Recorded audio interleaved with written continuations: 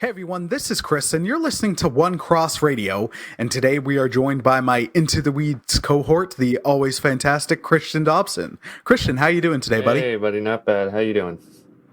Doing all right, doing all right. Much like you, I am perpetually tired. Though not as tired as you today for reasons. Every moment is agony.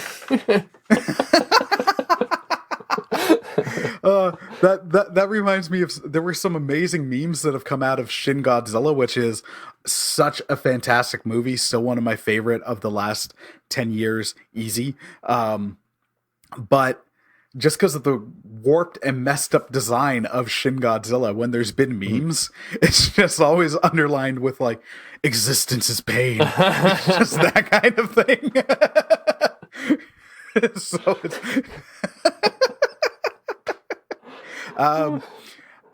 why are you so tired today, sir? You're gonna do this. Just hold on. Let me just say something. We don't have to go into this. What are you doing? Tom and I spent 15 hours yesterday playing Stellaris.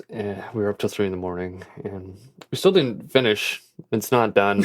We still have to probably play for another 6 to 8 hours today. Yeah. I'm sorry that I put you on the spot. No, it's good. I honestly can't wait to go back and play, but it's it's shameful. So. Well, hey man, we're in the right time for that to happen. I feel like no, because I feel like I was using work as an excuse I'm like, I'm too tired. I don't have the mental, energy to do all the stuff I need and want to do. And now it's like, oh, you have all the time in the world, friend. Where's the excuse now? It's like, oh, I just suck. It's a good lesson to learn, right? It's like, okay, well, clearly I'm not that great, so I should be. It's something I got to work on. I was just going to say, like, when you told me the amount of time, I was also like, you know what? That's cool that something can hold that vested interest and that you're doing with a friend for that long, where it's like, you know what? Right on. Why not? So positive, so charitable. I try, man. That's why trying to find that sunny disposition. That's why we're so good like together, I said, because I'm the exact opposite. I'm extremely judgmental and not charitable at all. I make very uncharitable assumptions. Which one is the dark part of the yin yang? I'm going with yang. All right, so you're the yang to my yin. There we go. Gang, gang, yo, yang, gang. All right, so today we are going into the weeds about a well-known, much beloved comic, and then a recently adapted. I don't want to say controversial, because it's not, thankfully. People who try to say it is, I'll say they're wrong. It's just whether or not it was done well is debatable. But a recently adapted animated movie of, we're talking Superman Red Son. And part of the series with Into the Weeds, Christian and I are going to be visiting. I'm sure at some point we might include other comics and other stories, but we're going to be looking at Superman for a bit, because to me, he's still a very, very interesting character. People really just look at it where he's like, well, he's just all powerful, and that's boring. Where no, yes, he's all powerful, but there's still so much interesting things to that story, because even though he is all powerful, he's someone who, if he sneezes too hard, he could wipe out a state. And it's like reining that in and still taking all that power, but using it for good. Yeah. And not authoritarian purposes, which is counter to this comic in a way. I wanted to say I was going to say that like I think people who look at Superman, they say, you know, he's super strong, so what's you know how's he going to be challenged? And my first thought was like, well, I mean, what do you read for? Like, what do you appreciate in a story? What do you appreciate in a character? Right? It just seems like that'd be a very shallow way to go around looking at things. Like, oh well, if he can beat up everything, then why should I be interested? Right? Like that's such a very like you know it's but I think that's also sort of a symptom of the medium itself, right? Like we were talking about how they always have to make you do have to make jumps in the story because a comic book is sort of like a bullet point of what a novel is, right? And so you kind of got to be charitable there. And but yeah, I do think you know, maybe it really sucks. I just really like comics too. It'd be really cool if they released like a full run, like omnibuses are just issues. They are releases, right? And then maybe release one that's, you know, because this one was maybe 1/4 of an inch thick and it was 3 issues, right? And I'm like, I would rather one, you know, 1/2 inch thick, at least twice as much, maybe a full inch thick, right? Like really get into the nitty gritty, like really flesh these things out. Like a novel would. Yeah. But yeah, no, I always found Superman to be like, that's why I wanted to talk to you about it, because I'm like, I'm sure if anyone knows what the most interesting Superman stories are, it'd be you, right? That aren't just, oh, he has to beat up this thing and he almost can't. Which, well, one, I appreciate that. And to be honest, at times, like I'm not the biggest Superman fan, but I'm always down for Superman. That's been a character that he's one of the big 3 of comics. It's why when we did that episode on with the Derailed guys, where I was like, I'll still make the argument, like you can do a Justice League movie basically entirely based on just having Superman and Batman there, and then have the other characters impact, because Superman and Batman are 2 of the big 3 of comics. They've been like, Superman's been around since the 30s, and he's been around for a reason. He hasn't been canceled. Like, he's gone through various changes. His power levels have gone to insane heights, and they've never gotten low. But he's gone from like the old Fletcher show, the Fletcher cartoons were the ones that gave him the ability of flight, because they were like, having him jump over buildings, like, it's just, the animation of this is going to get tedious. Can we just show him flying?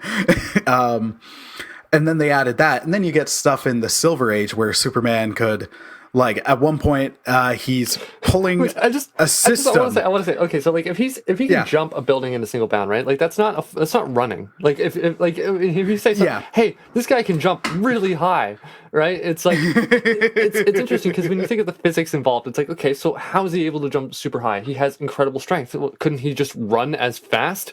Like, why does he have to traverse and jumping over buildings? Like, why does that have to be a prerequisite? Like, if he was running through an open field, would he still, like, would he jump? Would he leap, like, at the height of a building through an open field? Like, they did also show the fast running, but never like the Flash, where it's like, as I'm running straight, suddenly I'm running up because I'm running so fast that physics don't matter to me. That was something, like, I didn't get into it, but that was something that I always found really fascinating with this new take on the Flash, where they're really getting into, like, the potential science of it, and, like, the quantum nature of how fast and quickly it's going. Very, very interesting, like, rife with possibilities. Yeah. No, so Superman, like, we've all, like, for us, he's been there from the get-go. He had his first movie, which, even though it's definitely like, it's still great, and I'm not using it in a bad way, but just the filmmaking wise, it was definitely a product of its time, but it still translated some of that stuff better than it had in other ways, where as he's like a young man figuring out his powers and he's outrunning a train, like, it didn't look too ridiculous. You're like, okay, it is what it is, because it was filmed in the 70s, but some of those stuff where you're like, oh, that's really, really cool.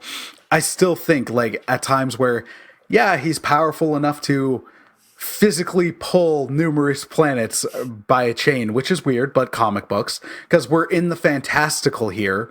I don't think, like, even though I like comics where it's like, you've got your ground level, street level heroes that have no superpowers whatsoever, you're at, like, your average Joes. That's also not why I always go to comics. Sometimes I want something ridiculous where it's so powerful that he can just like move a planet and it's not even like it maybe causes one bead of sweat or something. And having a character with all that power but still being a force of good is really interesting, because you're like, he's not abusing it in any way, and in fact he's reining it in, because if he's like, if we're looking at Silver Age Superman, he could destroy the planet by flicking it or whatever. I would almost be interested in seeing a Superman that strong. Like, I always kind of feel like if he's that strong, I'd rather see something where he progresses to that strong. And I also like to see, like, if he becomes that strong where he can destroy a planet by flicking it, why is he hanging around Earth still? Like, he should be going to the and it's funny because I've equated Superman's story to like a Dragon Ball Z story before, right? Where you have this aspect of like you're so strong that he has to, like, you have to go, like, for instance, Goku had to go find a god to fight, right? Because Goku had gotten so strong, like, no one could beat him, right? So it's that sort of thing where I'm like, Superman, I'm sure there's like, there's so many things out in the galaxy, out in the universe to mess up. I mean, Brainiac came from out there. There's probably more of that stuff going on. You should probably go check it out, right? But then I think with him, because his parents sent him there so he could make a difference, and then Earth does become his home, so he doesn't want to leave it. And then, of course, the love he has for Lois Lane and the other characters, that's where he might be. He's like, if I leave, then even though I'm here, every villain in my every hero in my universe has like a 12 villains deep rogues gallery. Yeah, true. Okay, but like if he's like if he's that strong, if he's that strong, but he must be like as fast, right? So he could just come back, right? Just pop on back, right, out of nowhere. Like, hey, I was 6 billion light years away. I'll be here in a sec, right? I don't know. Well, but when he flies in space, he does out since I believe the Silver Age, or what is the Silver Age? I can't remember.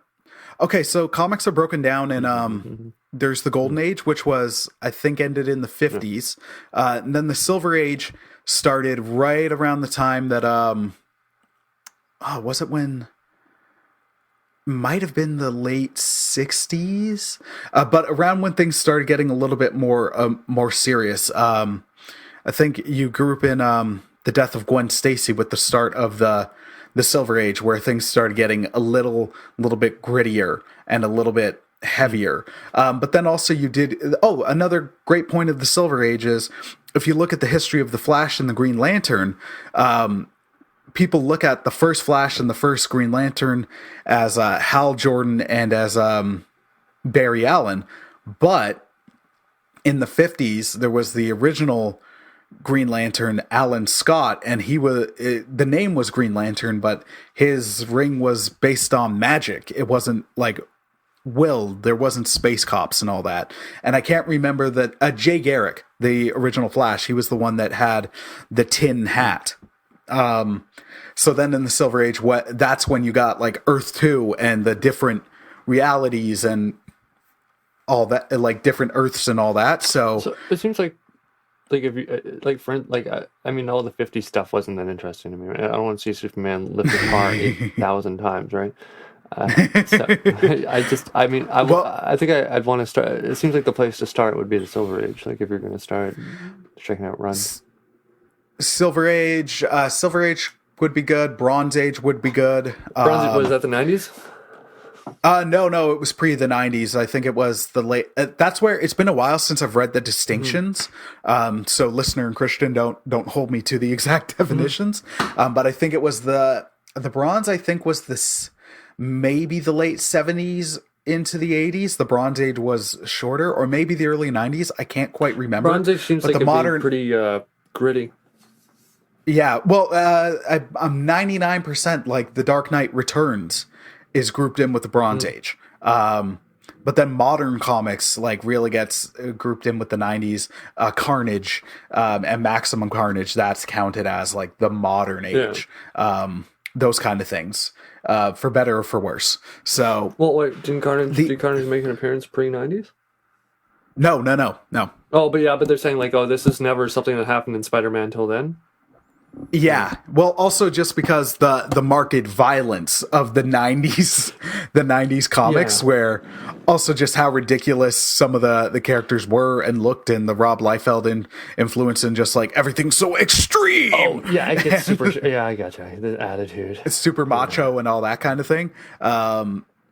Yeah, so even though the 90s was a mixed bag, but we're getting more into the weeds than I'd like, but I know we got about an hour or so. So I'm going to try to step back. While I said earlier that something that's been so interesting for me with Superman is like he has all this power, but he's still a force of good. He's not an authoritarian or anything. The Elseworlds stories that we get to experience kind of explore what Superman would be like if he was different, if he did get there. And that's where we get the fantastic comic Superman Red Sun.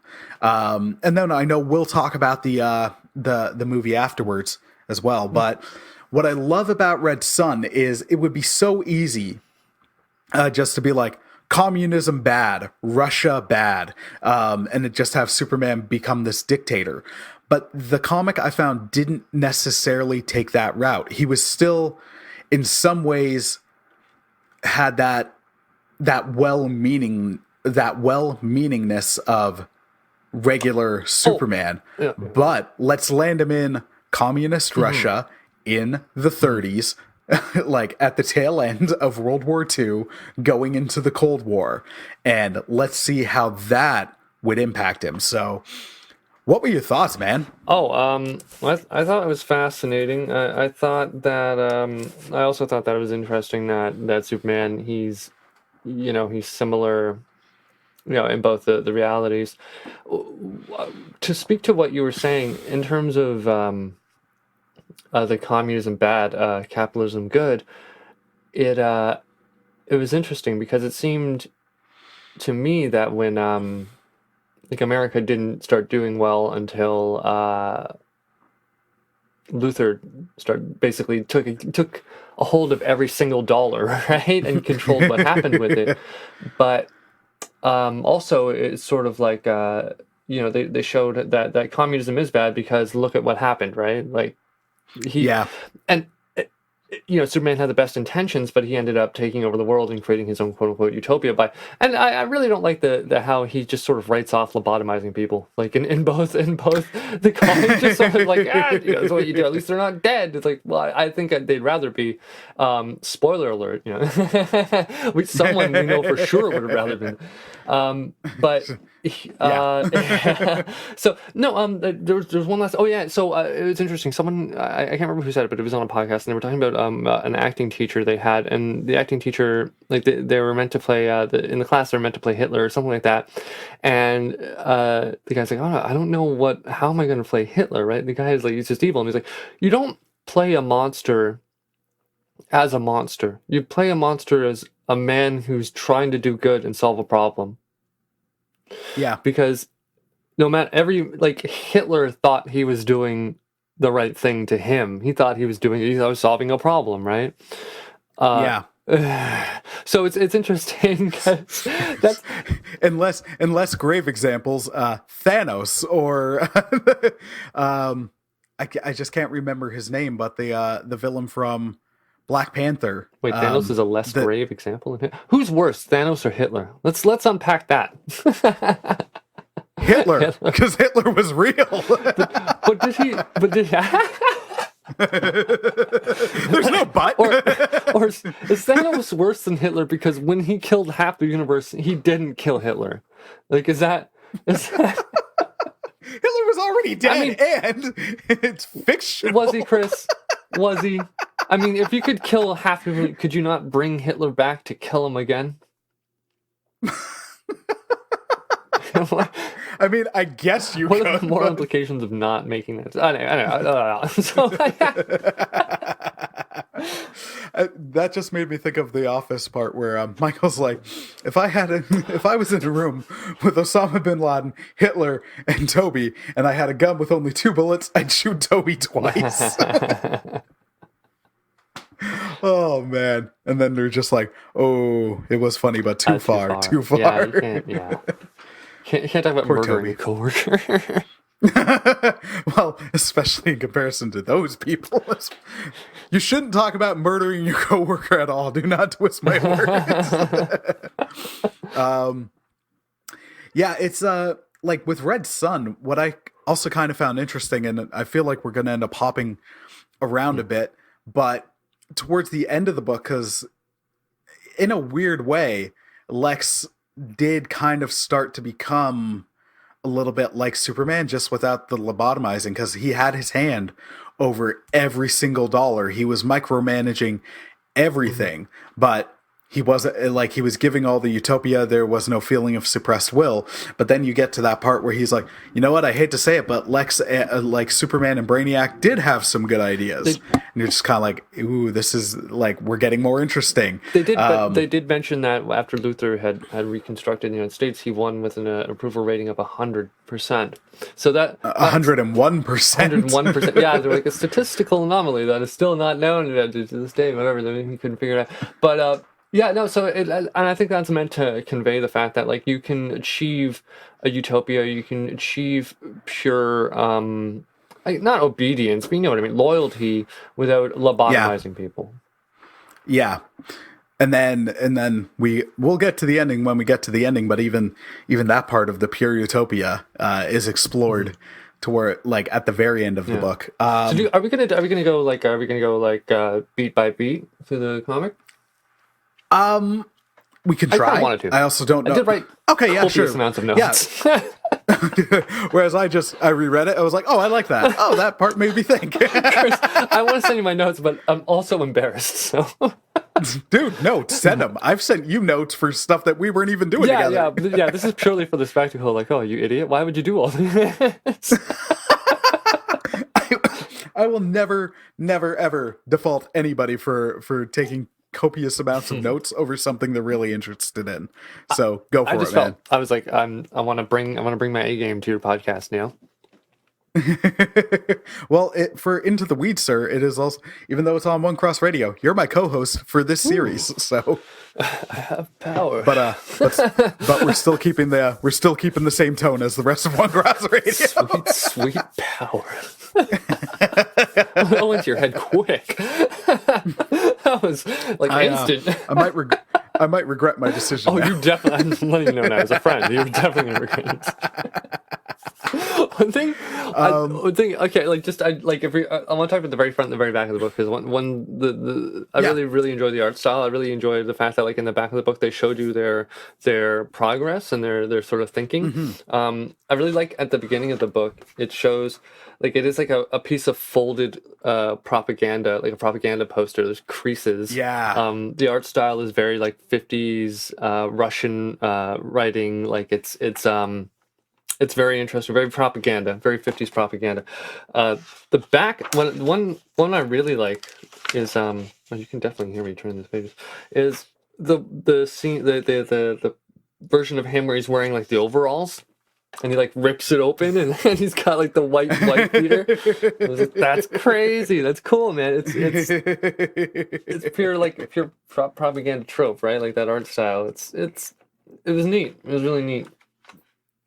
I appreciated how all in they went on it. And that's, I know we're going to do beat by beat, but like how I've said, like they didn't just automatically go like Russia bad. It would have been so easy, so easy to just be like America great, Russia bad. Like I appreciated the even-handedness they showed everybody in this, where it's like there's flaws from both sides until we get to the end with Luthor. But then they double down on stuff like that with like the old propaganda style artwork and all that, where you're like, wow, you went all in on this, and I appreciated that so much. Yeah, I like how they told the story and they let you sort of decide for yourself who was right and who was wrong, in a sense, right? Like I do think And Yeah. it's interesting because just having talked to you within the first 10 minutes of talking to you about certain things, I was immediately like, whoa, I did not, how did I not see it that way? How did I not catch that, right? Where there's little things they're telling you. And then I thought of other things where I'm like, oh, wow, they did sort of teach you this by not actually explicitly telling you or you anything or saying anything to you,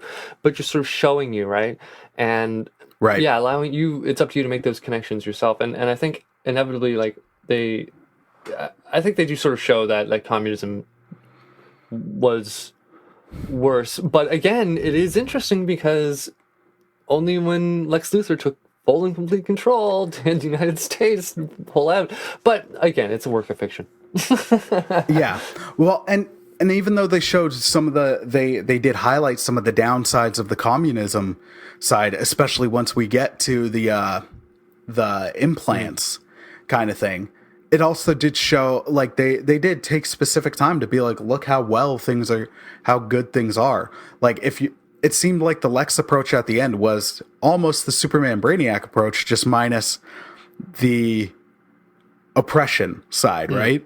Where it was when you saw the people outside of the party people who had their own agendas, their own machinations, and plans to usurp power, the people, for the most part, seemed happy outside of the couple who were like, look, we're being suppressed. We're not allowed thought. And if you try to have thought, you're forced to become a drone.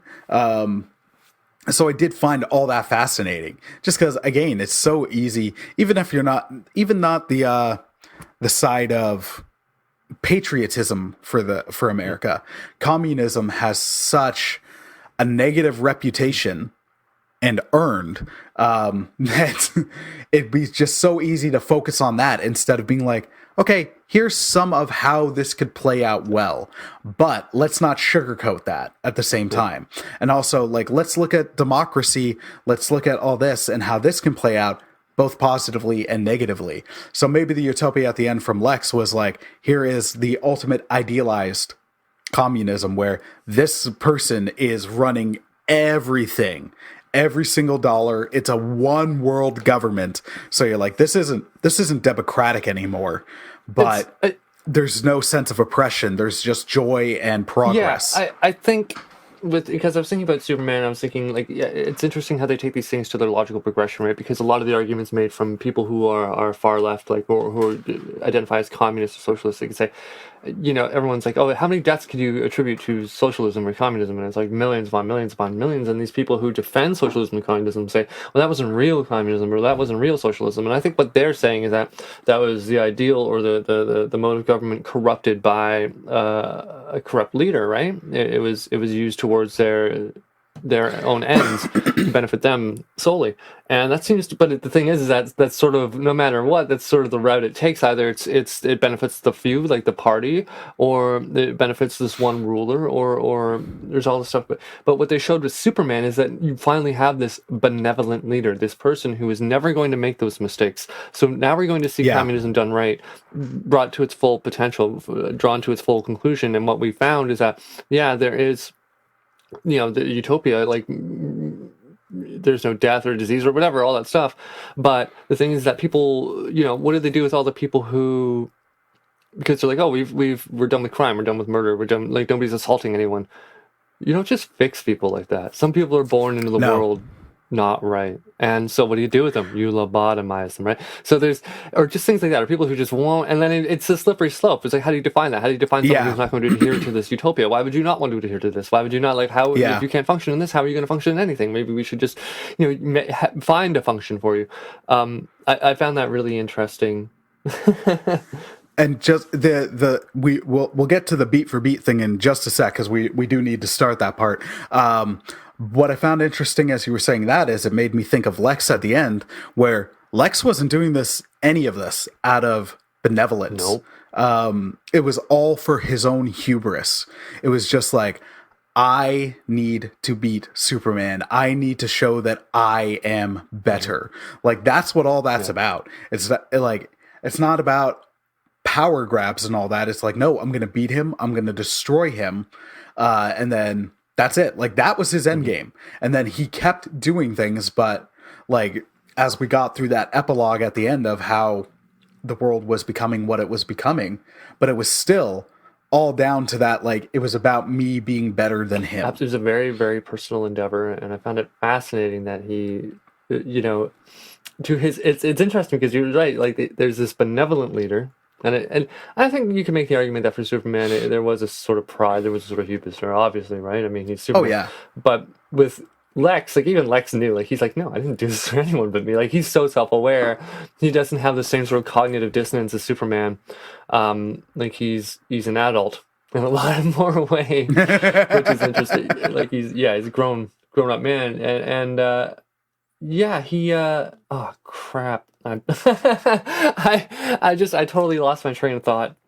Oh gosh. Okay, wait, you said that it was for his hubris. It was just to show he was better. It was just, and I found it was interesting that when you have someone who's inherently selfish, who's completely aware of it, who makes no bones about it, yet they brought America back from the brink of destruction without lobotomizing people or listening into everything everyone says or any of that stuff. He did have to take control, but yeah, and I think there's this compromise to be made, and I think that might be part of the message, right? There's compromise to be made between like unfettered, unadulterated capitalism and that sort of tight hand on the wheel type of thing, or on the scale. Yeah, it was when I first read it one of my favorite Superman stories to begin with, but then also something I'm like, I love how deep it gets, and then upon rereading it I was like, oh man, this is such an important story just because it explores things in such an organic and not heavy-handed way. And then when we get to the movie, we can talk about it, but that was a nuance that I missed in the animated adaptation. I didn't feel that captured it.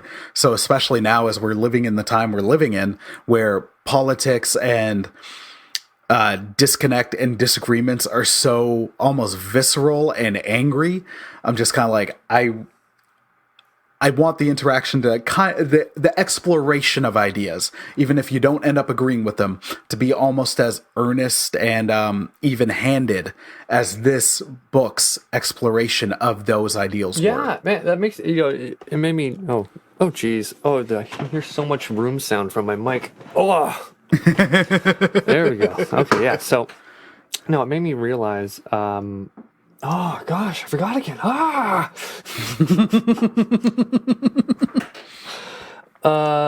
Wait, you're saying the even-handedness, the heavy? Yeah, the even-handedness, and like, I felt it earnestly explored things where I didn't feel like it was preaching an ideal at me. Okay. Thank you. So sorry. Okay, so I was going to say, it made me think that like a lot of people I don't think they understand what bias is. I don't think they understand what bias is in the sense where it relates to them. Where if you're going to convince somebody something, right? If you're trying to convince them something, or if you just feel that you're right, or if you think that you're right, you got to imagine, like, even if you are, if someone who doesn't know the things that you know, or doesn't care about the things that you care about, it comes into contact with you and you want to try and convince them of something, they're going to be so much more affected by the manner in which you're presenting your ideas than your ideas, because they're not biased. They don't have an attachment to those ideas. They don't know anything about it. They don't care. You're trying to get them to care. You're trying to change their mind. So yeah, if you comment that, like, people are very, most people who are open-minded, who are capable of being open-minded, whose minds are capable of being changed, they're probably a little more aware or sensitive to that sort of thing, right? Where the sincerity, or like you said, the earnestness of the message, right? Yeah. Yeah. No, I get what. Yeah. All right. So we've got our target is 45 minutes. Let's hit this, man. So. You're wanting to go beat by beat? I'm giving you the steering wheel here. Oh, interesting. Okay, so opening. Let's start at the beginning. In the beginning. There were the dinosaurs. No. Okay, so yeah. Okay, so one thing. Okay, it's really cool because they set the scene where it's like Superman, like they're just, the States is just sort of figuring out that Superman is here. Like he, and I really felt like they set the scene for the country really well. It was like phones going off all across the country. People sort of huddled in their houses, all watching the same news address, the same, Eisenhower addressing the country, and they're all sort of alone, but they're all together, right? In the same, they're all scared in their boxes. Oh, geez, they have this new super weapon. The other thing that was interesting is that they really like how they refer to him as a super weapon, and they say, the quote, "He's an individual more effective than our hydrogen bomb," which I found, I was like, that's so cool.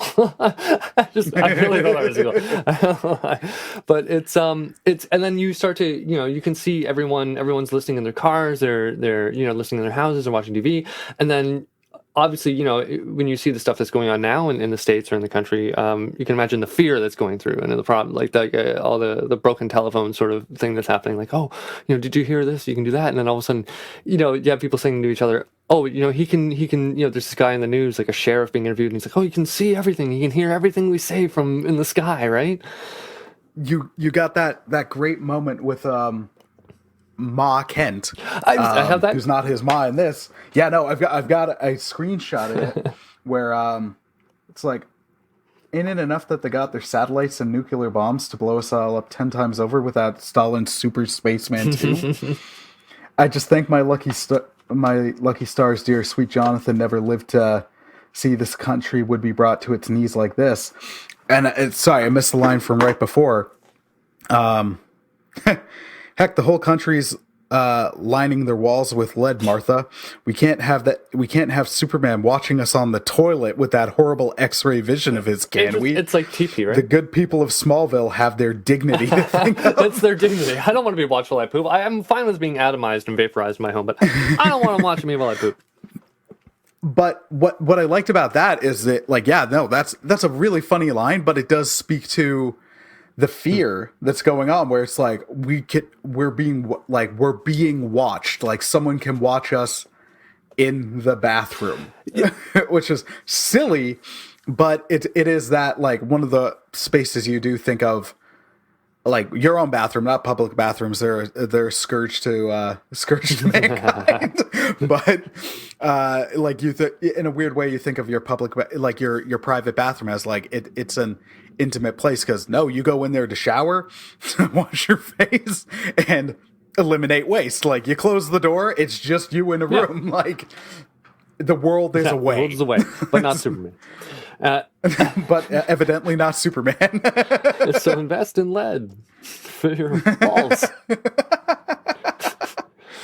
And that's like, you kind of said it, you alluded to it, and I agree with it. Just the broken telephone, where I was like, man, this kind of thing still happens to this day. Yes. It's still happening now, where even though we live in in an age where information is as accessible as possible, misinformation is just as acceptable. Yeah, it's and putting spins on it, where they're like, as I was reading those first couple pages, where they're just like, he's going to do this. It's the Cold War, and the fear and the propaganda is in full spin, but it's like from the American side, which I'm like, this is just showing the downside of that. Where it's like, let's create all this fear. So it's just fascinating. I can't imagine at that time, all of a sudden there's the height of the Cold War, and we know that without either side having a Superman, we understand like the heights, the fear and the paranoia it got to, right? And you'd have people, in the United States calling each other communists, people losing their jobs, people are, becoming pariahs, all that stuff. They nailed that one on the head. Yeah. So then it cuts to, I love this. I really got a kick out of this. Both love in an ironic way, I guess. So we have Lex Luthor resting against his car. He's reading a book. He's playing chess against at least 6 opponents simultaneously. And he's also listening to a portable tape player, which he invented in the washroom that morning. And I don't know if he's reading to teach himself Urdu or listening to the tape player to teach himself Urdu, but Urdu, I looked it up because I'm like, what is that? There's actually the national language of Pakistan. Right. So I didn't know that. And then he's approached by Agent James quote Jimmy unquote Olsen, a CIA agent. I also love the Elseworld stuff where you get crazy stuff like that.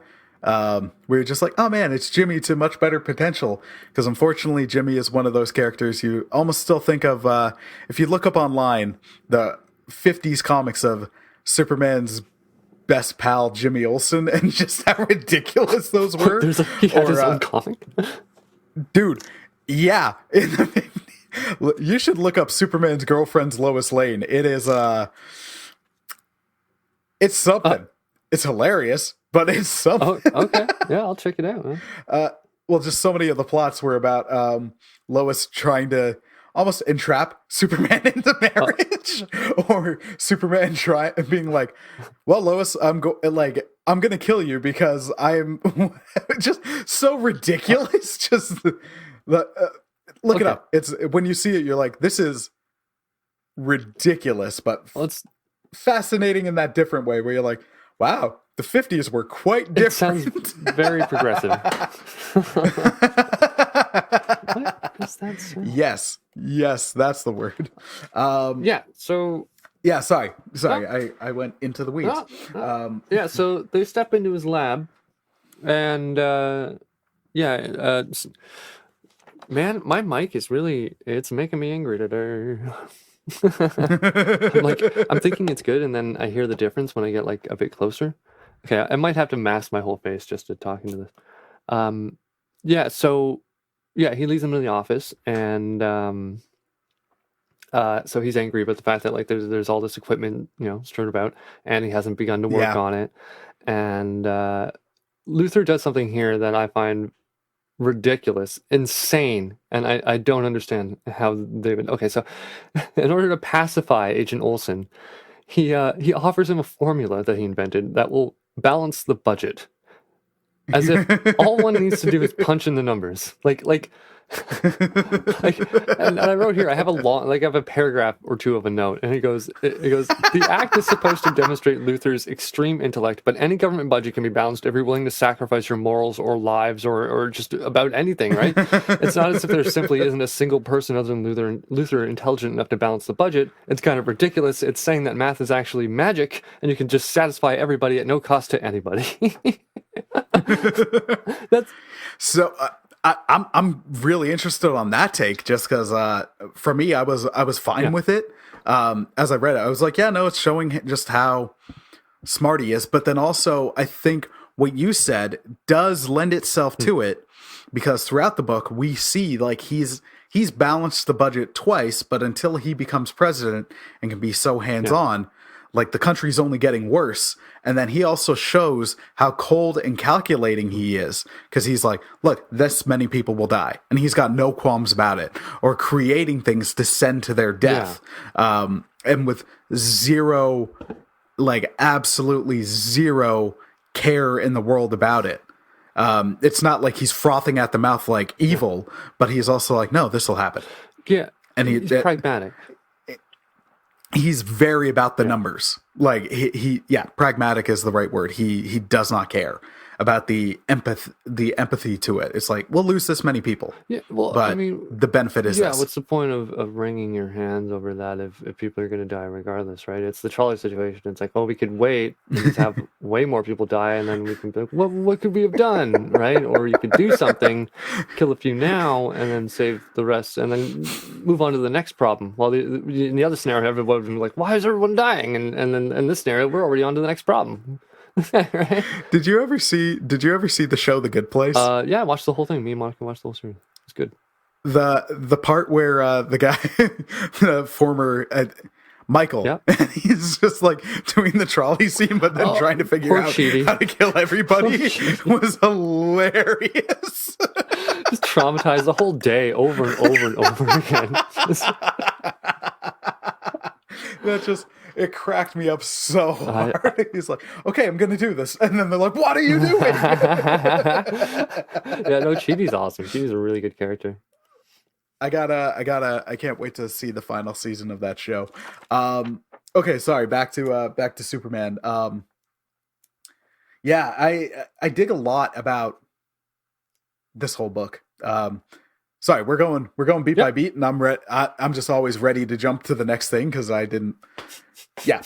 Oh, and then go on. Yeah. And he's like, and Jimmy's like, "What? You balanced the budget just like that?" And he's like, "No, I gave him the formula about the young man. The treasury will have to punch in numbers." And he goes, "Solving problems just like eating or breathing for me and this Superman. You're all just so worried about it. What you're all worried about is just another problem." Wait, no, wait. What did he say? No, he didn't say that. He said, it was the federal budget and no, it's something else. Didn't he say something else? It was no, I think it was that. Just that. That sounded spot on. Yeah. Oh. I thought he was like, "Oh, I'll also give you something for the other thing too, and if you're good." Anyway. Oh yeah, he did. I just can't remember what. I just looked at it and I couldn't see what it was. Yeah, and the website just takes Yeah, no, it just takes too long to load, and I'm not going to run downstairs, grab my copy, and then flip pages. Yeah, no, that's crazy. So then it cuts to the Luthor's apartment. And Lex and Lois have a very interesting relationship. Yes. Interesting is the right word. They're both very pragmatic people. Yeah. But yeah. I wrote here like they're busy engaging in their weird codependent loveless marriage, and they seem to be using each other. There seems to be an affection there, but I don't know about like a genuine tenderness. Right? There's no tenderness. Yeah, there's a love, but the impression I've got from it is like it's kind of been blunted. Lois is in the comics. What I find makes her such a good character is she's not just a damsel in distress. She drives herself, be it for her career or what she thinks is right. And you do see that parts of that here. Like she doesn't take crap from anybody. She'll call them out. But she's matched with somebody almost exactly like her. Like Lex in this has a singular focus, really, even though he's like, I invented this. I invented the Walkman while I was taking a crap this morning, right. And I'm learning a language while listening to something while playing three games of chess. Like I need to keep busy, but he too is just so driven and focused that you can see how that would attract them to each other, but at the same point, they don't have that love that necessarily like love and affection for each other at the same time that would pull them out of that. So their whole marriage is just like they're not a trophy spouse or anything, and it's not loveless because Lex is like, you're still here. Oh, yeah, she's not going even though we've put this on hold, like that's how, like you haven't ended this. And she's even said at points, like you see as the story goes, she's like, if I wasn't a one-woman man, like I thought Superman was... I'd be gone. I'd be gone. Or when she's talking to Wonder Woman much later, like I found him charming, him being Superman and attractive. And they had that moment, that stare and that nod to the mainstream universe with Superman and Lois. That was really interesting. So just seeing their marriage, well, I'm just like interesting and fascinating. It's again something that comes up so much throughout this. Yeah. It is a weirdly like it's like, hey, did you get a load of this weird marriage yet? Because we're whipping it in your face again, and they're older now, and it's even stranger. So, So she laments on the depressing news cycle, and it's been months, like every day, like, oh, the Russians have a super weapon, no, Superman this, blah, blah, blah, right? And then Lex reassures her that Superman will be dead soon. And then he starts reading out loud the Daily Planet, and he's like, Daily, Planet, Sputnik, Metropolis, Superman, Globe. And he just keeps repeating all the words over and over again, like he's building a light bulb to go off above his head. And then he has a eureka moment, and he calls Eisenhower, and he asks for, quote, 100 techs, $10 million techs, like technicians, $10 million and permission to crash a Soviet satellite, Sputnik, into a highly populated area. And we're supposed to be like, what? Hold the phone. And then it just cuts to the next scene with no explanation. Which... I appreciated that because it's still very much it's very much a Superman thing. That's the way you write a story, dude. You show. Oh, absolutely. Well, I guess that is a way of telling, but it's premonitory. It's like, hey, get a load of this. Like, okay, we give you some clues, but you got to tune in next page to find out. you need that context. You can't, unless you can start a story from something like that, where then you're getting caught up as the characters do.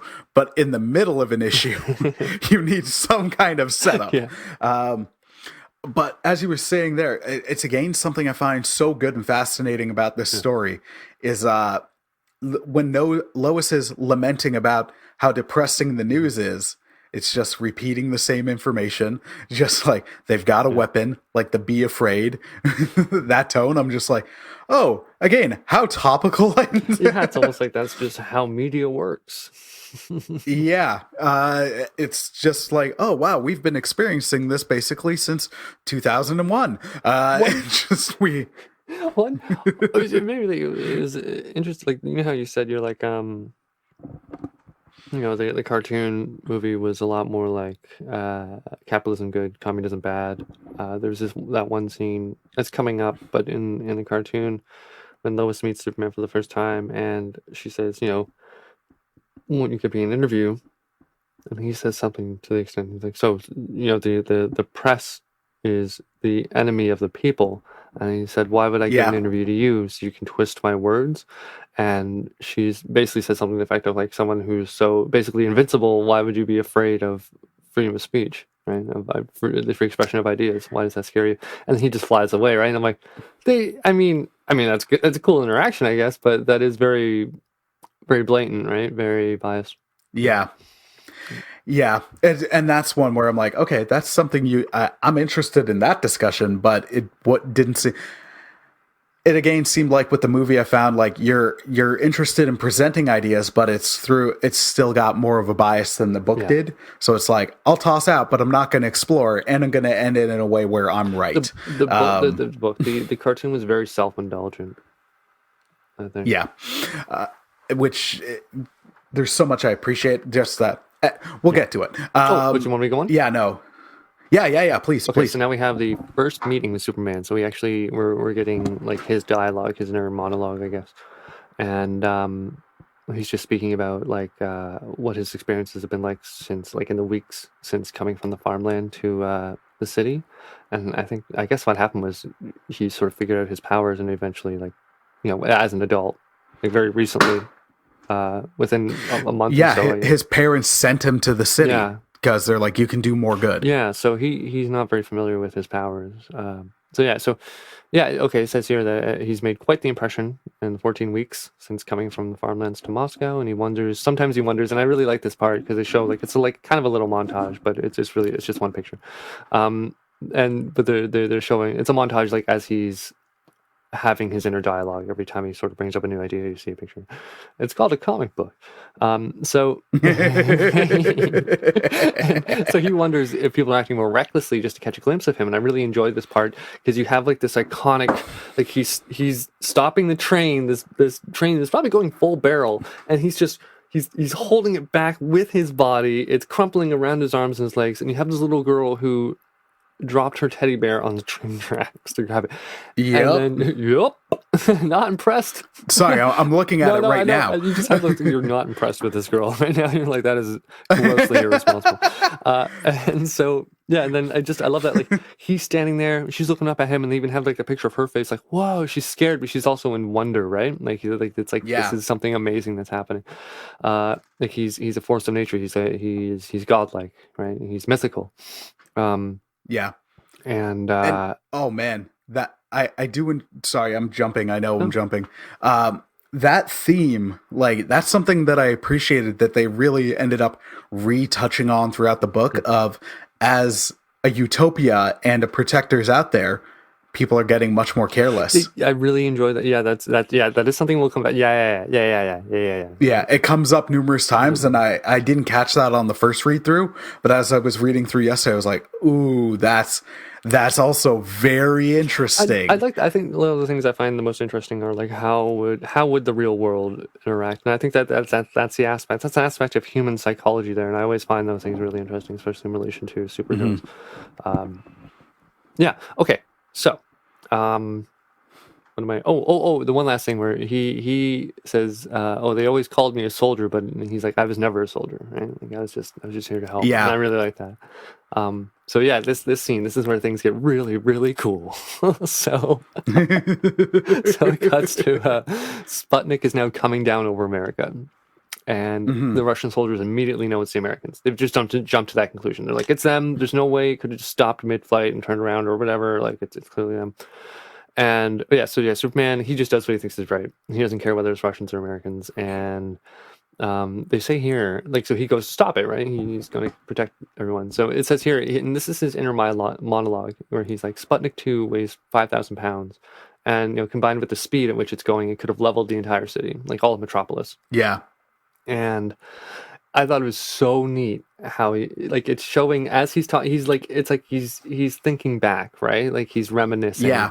And he's like, there's so many ways I could have handled it. And then, like, as he's doing it, like, and I just imagine if it was a movie, you'd have like this calm, quiet him just talking. Like, there's so many ways I could have handled it. And then it cuts to, and he's like, he's trying to hold on to the thing and move it. And then it cuts back to him and he's like, I could have done this. And then it cuts back and it's like flying through a building and he's like trying to pull it up. He's like, I could have done this. And he's like, and I just imagine that as a movie. Oh man, it'd be so epic and so cool. But so he's, I'm sorry, Chris. I'm so excited. Oh no, dude. No, dude. I get, how many times do I do that? Like, and I'm with you. No, I'm absolutely with you. And I get that. And I loved that where it's just kind of like, he acknowledges, because the POV is, I like that it's past tense, like, it's a reflection of what happened. And then as he's going like, but I chose the showiest way possible. The most exciting way. And the most exciting way. I'm like, ooh. Yes, and I don't know, was it most, like, I mean, that is that sort of Russian propaganda, right? Like, maybe it's in his bones, but he, was it the most exciting for him? Or was it the most exciting period? Like, just visually stunning. Spectacle, right? Well, because even in that, he's reflecting on like how they didn't trust him and all that, but at that moment they needed somebody to save them, and it was him. So it's just kind of like what I appreciate about Superman throughout the whole book, and I know we'll get to it as it goes. Like, I find, especially again in the book in comparison to the movie, you still see how there's good intentions here. But it goes a bad way, where I even think then in the showy part, it's not to showboat, to be like, look how amazing I am. But it's also like, there is an excitement. I think it is exciting for him, but also just exciting for everybody. Because if you just heat ray visioned it, then people would miss it, right? So there's a bit of propaganda, but also with how he's been and how he's developed throughout the story, I don't think it's my time to shine, baby. I think, like, I mean, even if it is, I don't think it's like, I think it's an understandable one. It's not, it's like, I just got these powers. Yeah. I'm helping these people. I'm going to save everybody, but I kind of want to look cool doing it. I'm going to do it the coolest way I can, because like if you had powers that you were just sort of discovering, but he didn't know though. It's not like he could have stopped a thing. No, and again, with that, exactly. No, I was going to say, again, like with that flashback POV, you've got hindsight is 2020. I'm wondering if he feels the benefit of it. If he feels guilty, like if he knows things that are going through his head or the way he felt about things at the time, and he just feels guilty, and he's superimposing what he learned about himself after a certain amount of time onto himself then, right? Where it's just like, I'm sorry. Because at the time, it's the split reaction of, I'm going to fly, I've got to stop it. And then he's like, I could have heat ray visioned that. Where it's just like, okay, the adrenaline's down. Like, oh, I could have handled that much differently. Just so good. Because it was a combination of like new powers. He wasn't aware of them, and he didn't have the confidence. Like, imagine like just like taking care of so many natural disasters and stuff like that. And so that you know what to do. You come in, your heartbeat isn't elevated. You're just like, oh, I know, I'm going to do this. Because he says it here. He's like, I could have melted it with my heat vision. I could have slowed it down with my breath. And this is the coolest one, he could have atomized it with a precise punch. He just punched it like right in the right proper spot with the right amount of force. And I'm like, that would have been epic, man. That would have been so cool. Give us that alternate art. Yes. Like, here's the ways. Okay. So the most exciting option to him was to just latch onto it and pull it slightly off its trajectory into the sea. But as he's doing so, it knocks loose some of the bolts and stuff that are holding the Daily Planet globe down. And this is where we get to something so amazing that didn't happen in the cartoon movie, and I wasn't upset about it, but I was very disappointed that this wasn't in the movie, and because I felt like this is one of the most, if not the most iconic scene in the entire comic, wherein so it's interesting because he's like, I didn't notice, because we're getting that inner monologue from the future thing, and he's like, I didn't notice until like 2 seconds after it happened, and he was already underwater when the bolts came off and the Daily Planet globe starts to fall off the building, and so he flies to grab it. But as we're seeing it fall down onto the street, and it has this huge shadow. So it's going to like it's definitely going to take up the entire, what I assume is a 4 to 6 lane avenue, because it's like New York downtown Daily Planet. A borderline highway, and it's definitely going to mess up the building across the street. Like, this thing is huge, so it's coming down, and you see this mother on the street level, and she's looking up at it, and then she has her son in next to her, and then she kneels down, and she puts her arms around him, and at the last second she looks up, and all you see around her is shadow. So it's right about to kill her. She closes her eyes. Her son was holding a red balloon that he lets go, because at this moment she closes her eyes and pulls them closed. He lets the red balloon go. I assume there's a pause because it's a comic. She opens her eyes, looks up, and Superman is floating there just in front of her, holding the Daily Planet globe in one hand and the red balloon in the other one.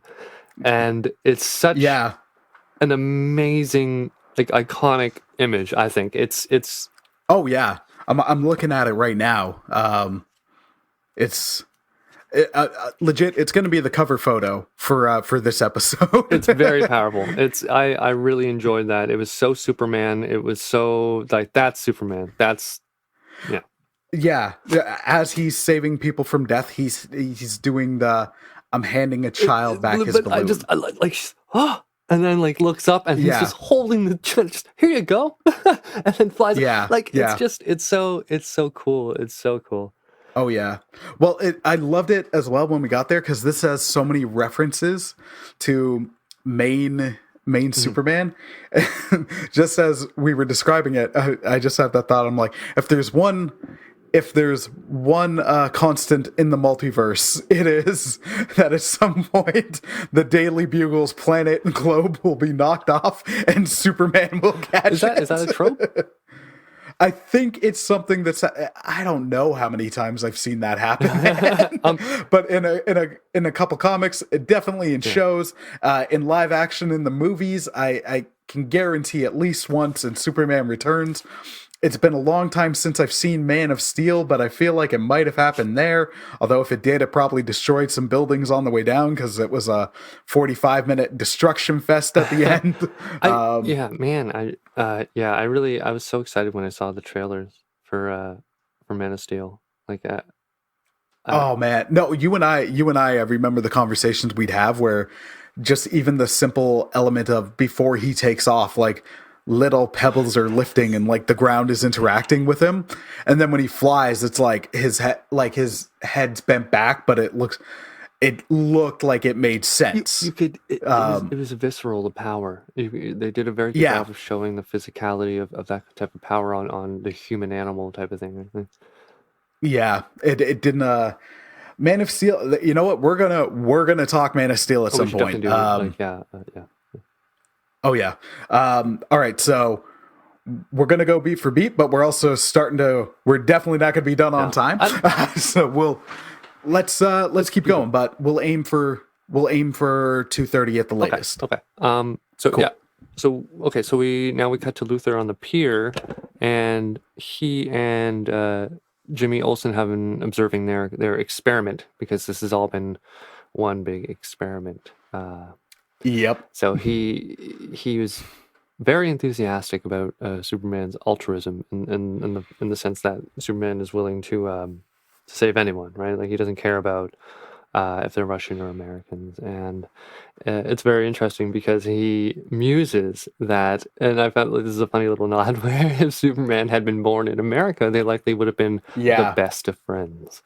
Which I think we all know how that turned out. A twofold musing there.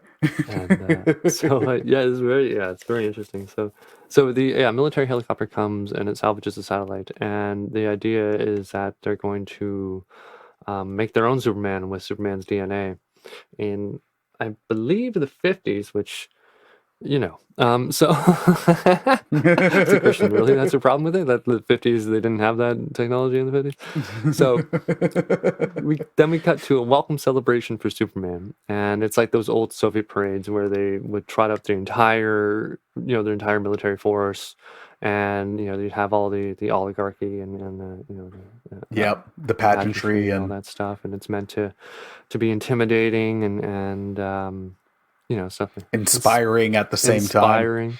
So then Superman, he's basically like a hummingbird. He can't sit still, so he hears a chemical plant explode. What he says is 3,000 miles away, and I like these little things they do. They're like, they give you exact distances. They're like, oh man, he can really hear. He must be really good at hearing if he heard 3,000 miles away. And it's like, it's a weird specific thing, but it is something I appreciated. Just cut that. Everything okay? I didn't realize, dude. Like, I kind of want to reset my mic up. You know what? I'm 100% editing this. Okay, I'm just letting you know.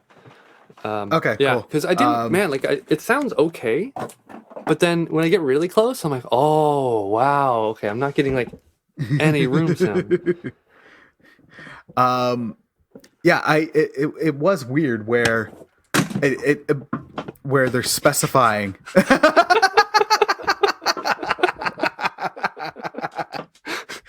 Just a sudden glare out from the side.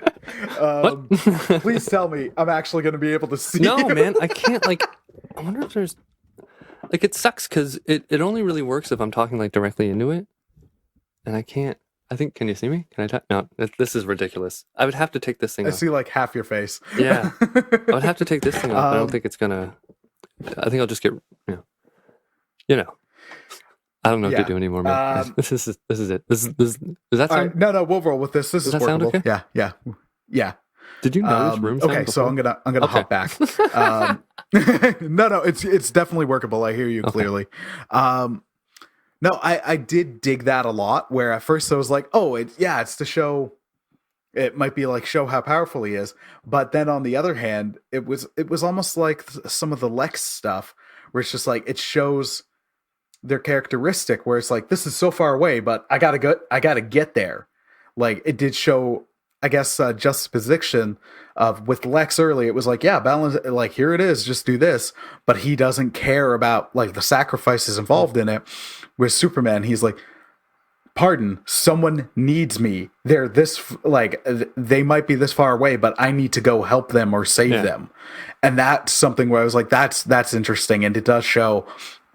One, it's kind of nuts because you're like, why are you specifying the distance? But at the same time, you're like, yeah, it shows how powerful he is, but it also shows that he cares. Because not once in any of the distances, when it's specified, did he was like, no, that's too far. It's like it's twofold. It's to demonstrate both his super hearing and his super caring, his super empathy.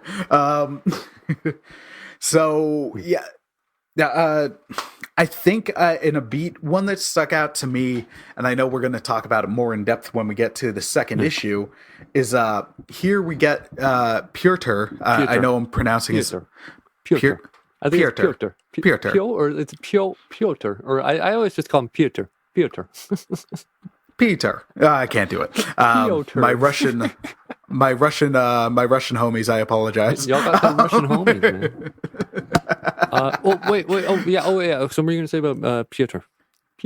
I found his introduction interesting, and his character just really, really intriguing, but also representing that at times the agenda and the power grab, where it's like it doesn't show Stalin in any favorable light, although they also don't try to hammer home like Stalin evil. they don't sugarcoat him, but they don't go out of their way to villainize him either. But then with Piotr, no, I can't do it. That's really good to me, man. All right. Everybody who disagrees with me is a Russian bot, evidently. Anyways, like I found his introduction interesting, and then seeing like through him, seeing how he became that, and then getting the flashback to, it's again one of those contents, and it made me think of a completely different adaptation. But there was a line in the Justice League Unlimited episode Epilogue where it's set in the Batman Beyond timeline, where you find out that Terry McGinnis is Bruce Wayne's son for the most part, and then when he's like, why, how, and then Amanda Waller's like, because there always must be a Batman. And then as I'm reading this, and we get that flashback scene with Piotr, and how he kills Russian Batman's parents, and then just the chilling stare. It's just like, there always must be a Batman. There must always be, yeah. For every Superman, there's Batman. For every Superman, there's a Wonder Woman. So I did appreciate how they didn't do like, here's Russian Flash. Like, it made, even though this Batman is very different from main Batman. Can you see me okay? Yeah, I can. Even though this is different from 616 Nope, that's wrong. It's not 616. It's different from Earth 1, 2. I can't remember. Anyway, it's different from main continuity Batman. There's still enough things there where I'm like, the essentials of who that character is there, and then as we develop in the second issue, I'm like, yep, nope, that's what that version of Batman would be, and I'd still look at him as, no, that's a Batman. Yeah, it definitely. I mean, they could have gone without the Batman for sure, but the way that he was like put in, it was very, very appropriate, very good. Like, as soon, okay, so let me just, well, I just want to keep it the beat by beat. So I'm sorry. It's okay, no, man, yeah, it's my fault. I shouldn't have. Really, anyway. So so Superman leaves to save the people. Peter, who is basically Stalin's right hand man and also his illegitimate son, he's jealous of Superman. He's like, oh, what, he can't stick around, blah blah blah. They kind of get into a fight, and Stalin says, you're not my only illegitimate son. Shut up. Basically, right? Like, you might as well be quiet, right? Because I might have a kill, bro. So now we cut to the celebratory ball, because I assume Superman is taking care of the problem and come back. It's later that evening, again, I assume. Hippolyta, Queen of Themyscira. That's sexist. Wait, is it? The mascara? Oh, I never thought of it like that. Let's just have an island filled with only women called the mascara. No, I think it's the mascara. Anyway, I don't. Maybe I've always read it as the mascara, not the mascara. Yeah. But maybe there's times where you read something and then you think you know how it's pronounced, but then you hear it how it's pronounced, and you're like, oh, I was wrong. Or in the wrong case of in Batman Begins, when they were calling him Ra's al Ghul, it's Ra's. It is Ra's al Ghul. You were wrong. Sorry. Please go on. So Wonder Woman and Superman are dancing, and he seems off, and she's like, and I didn't like this because it was an interesting contrast to the uber SJW lesbian Wonder Woman of the cartoon, and this one where she's a lot more traditional, and so she wonders if his bad mood is because of her terrible Russian, and I wrote, quote, kind of a dizzy broad, unquote, and then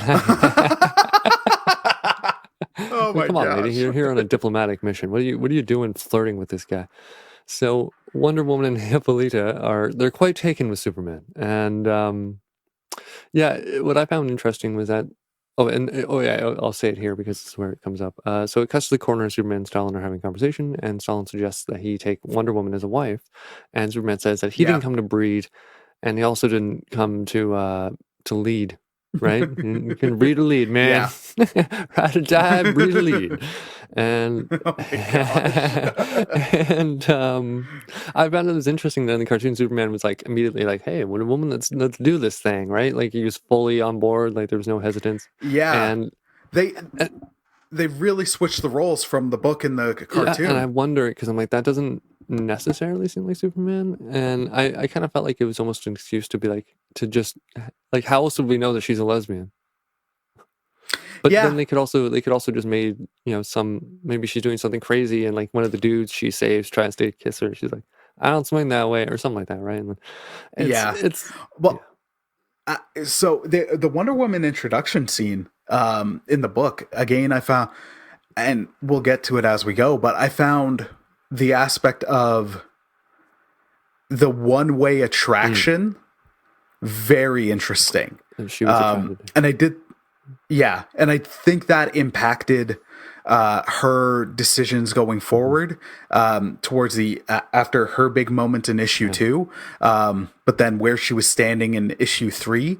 There were so many things I found really interesting about that, where she was still very much her own agent. She's like, here's someone who is like me.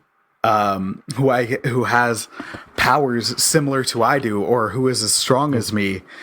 So they forge an instant kinship and friendship.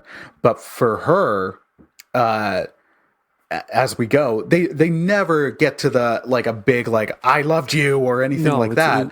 But there's enough stuff sprinkled through where you're like, nah, she was thinking. She was thinking about stuff. It wasn't a selfish love. It wasn't a prideful or hubris one. It was a very tender and not tender, but it was forged out of friendship, but also like, here's someone who I could be with because we share similar ideals and similar strengths. Like, who else is there like me?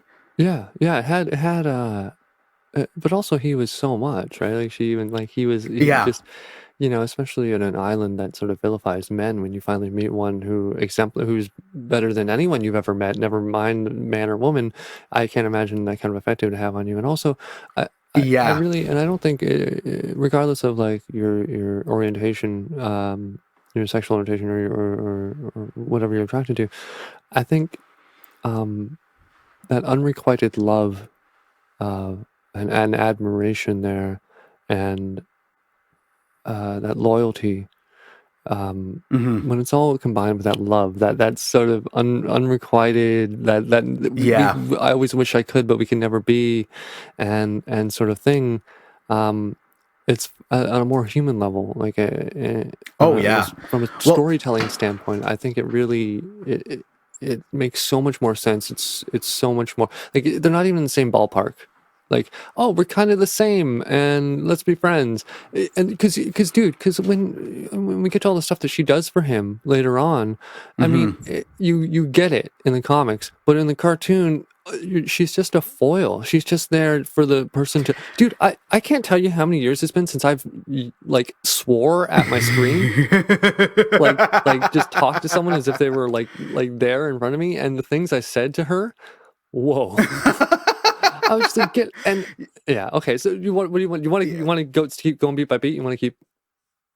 I kind of do, but I also I do want to get to the movie, and so okay. I gotta say now, sorry, and then we'll try. We'll try.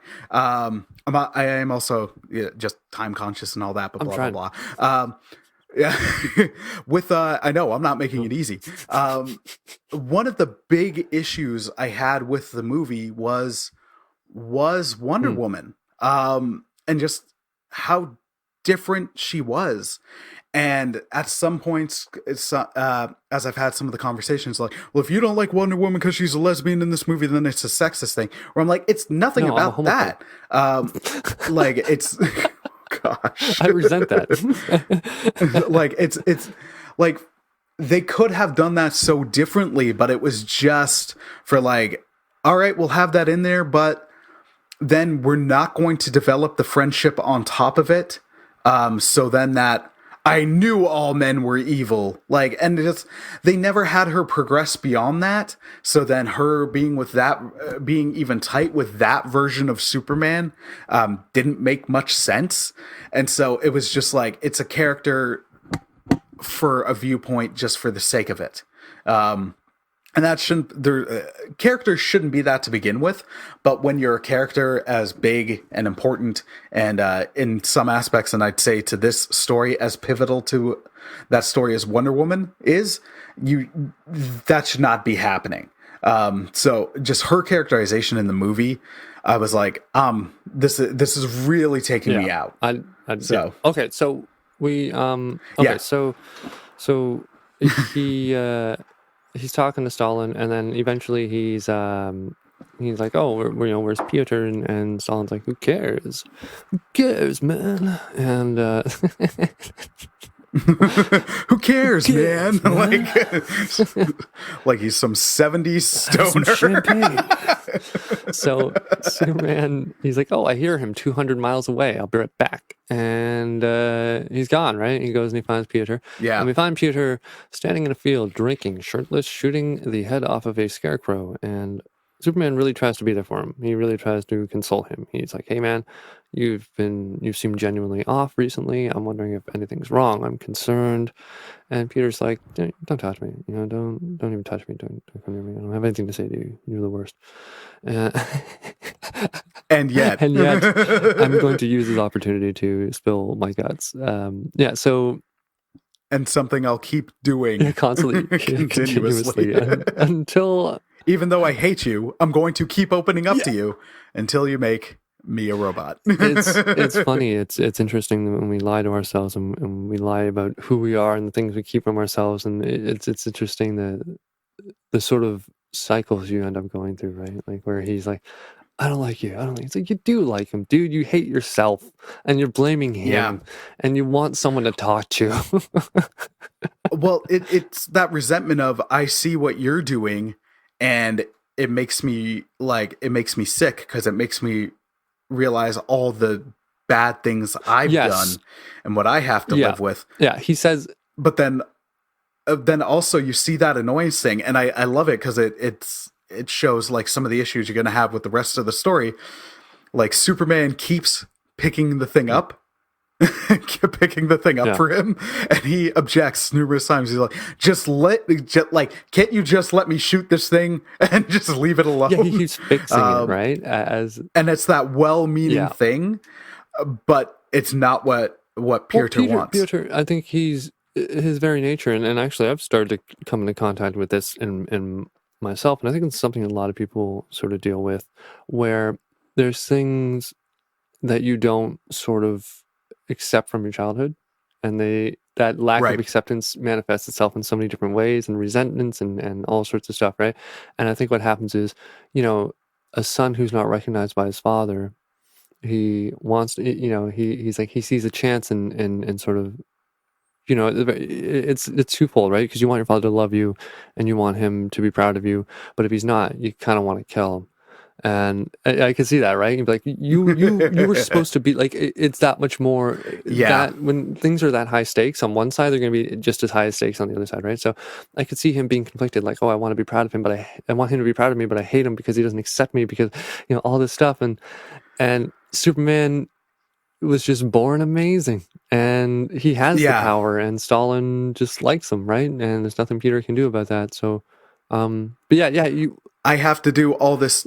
I have to do all these terrible things to even get my father to acknowledge me.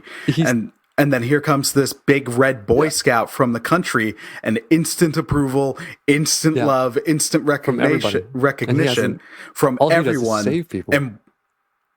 And all he does is, like, I'm doing my father's will in ways like all the shady stuff, and I don't get any of the love or the accolade or the acceptance. Yeah, so Superman says that he didn't earn his powers or didn't learn of his powers until adulthood. So he grew up just the same as Piotr, right? Like poor farm kid, and so he believes in the cause just the same. He's like, I'm the same as you, man. We're the same. And Piotr says and this is what you've been saying. Peter says it's different when you're down in the gutters, not flying around, getting your accolades and stuff, right? You're down in the gutters doing the dirty work, and he So then it cuts to a family in their home, and I loved this because when I first wrote my notes, all I wrote was Batman MFer and capital letters.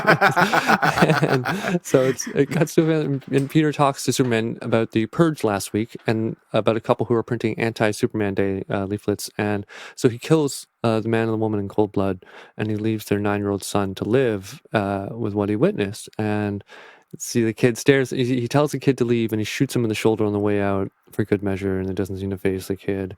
But he says to Superman, he says he'll never forget him, and he said the kid had a glare that would have stopped a clock ticking, and that those weren't a child's eyes; they were too cold and patient.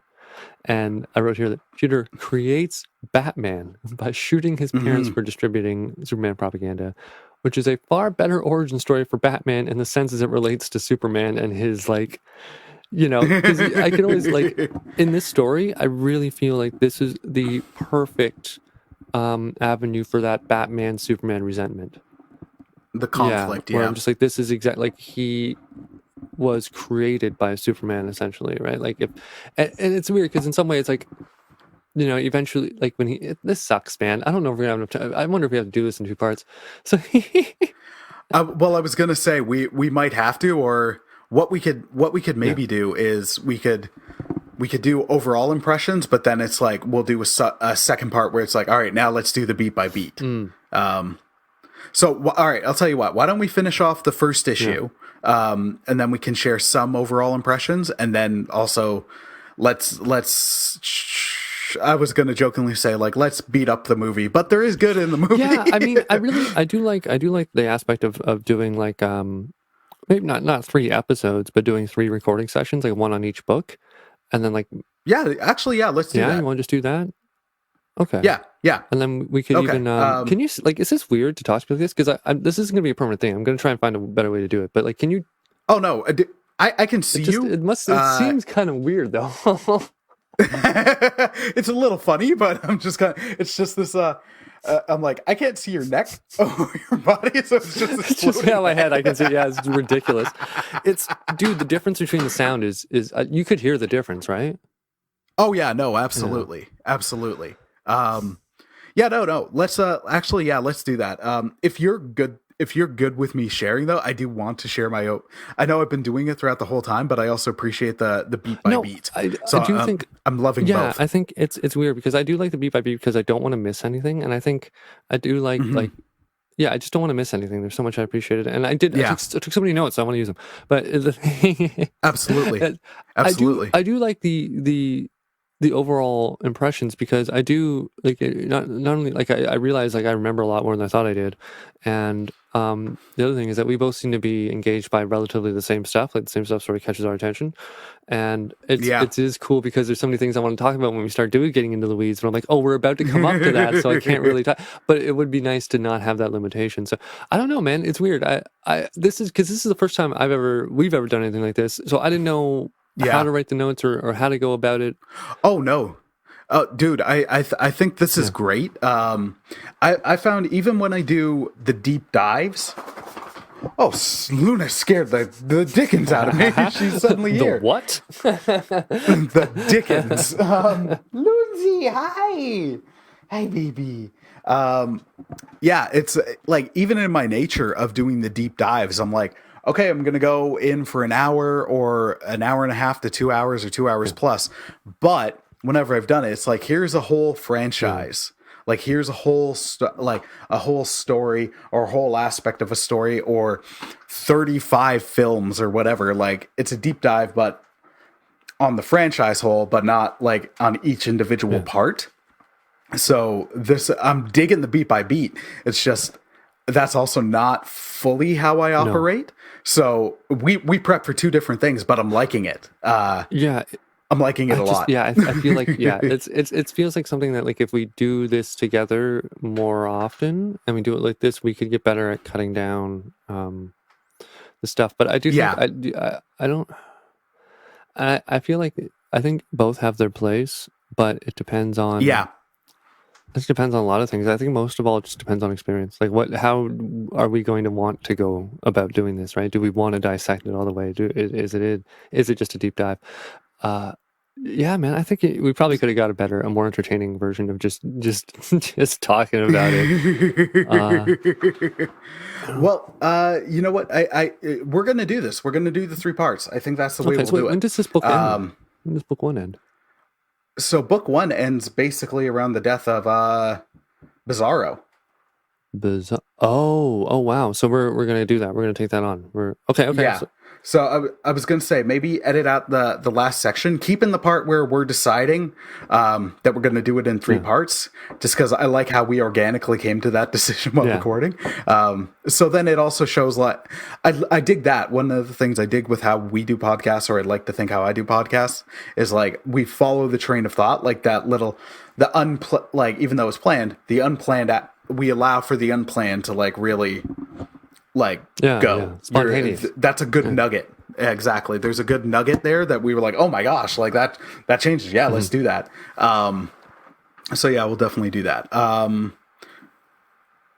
Okay, so the last beat we had was Pieter. So all right, let's do a 3 second break, and then I can respond to that. Oh, okay.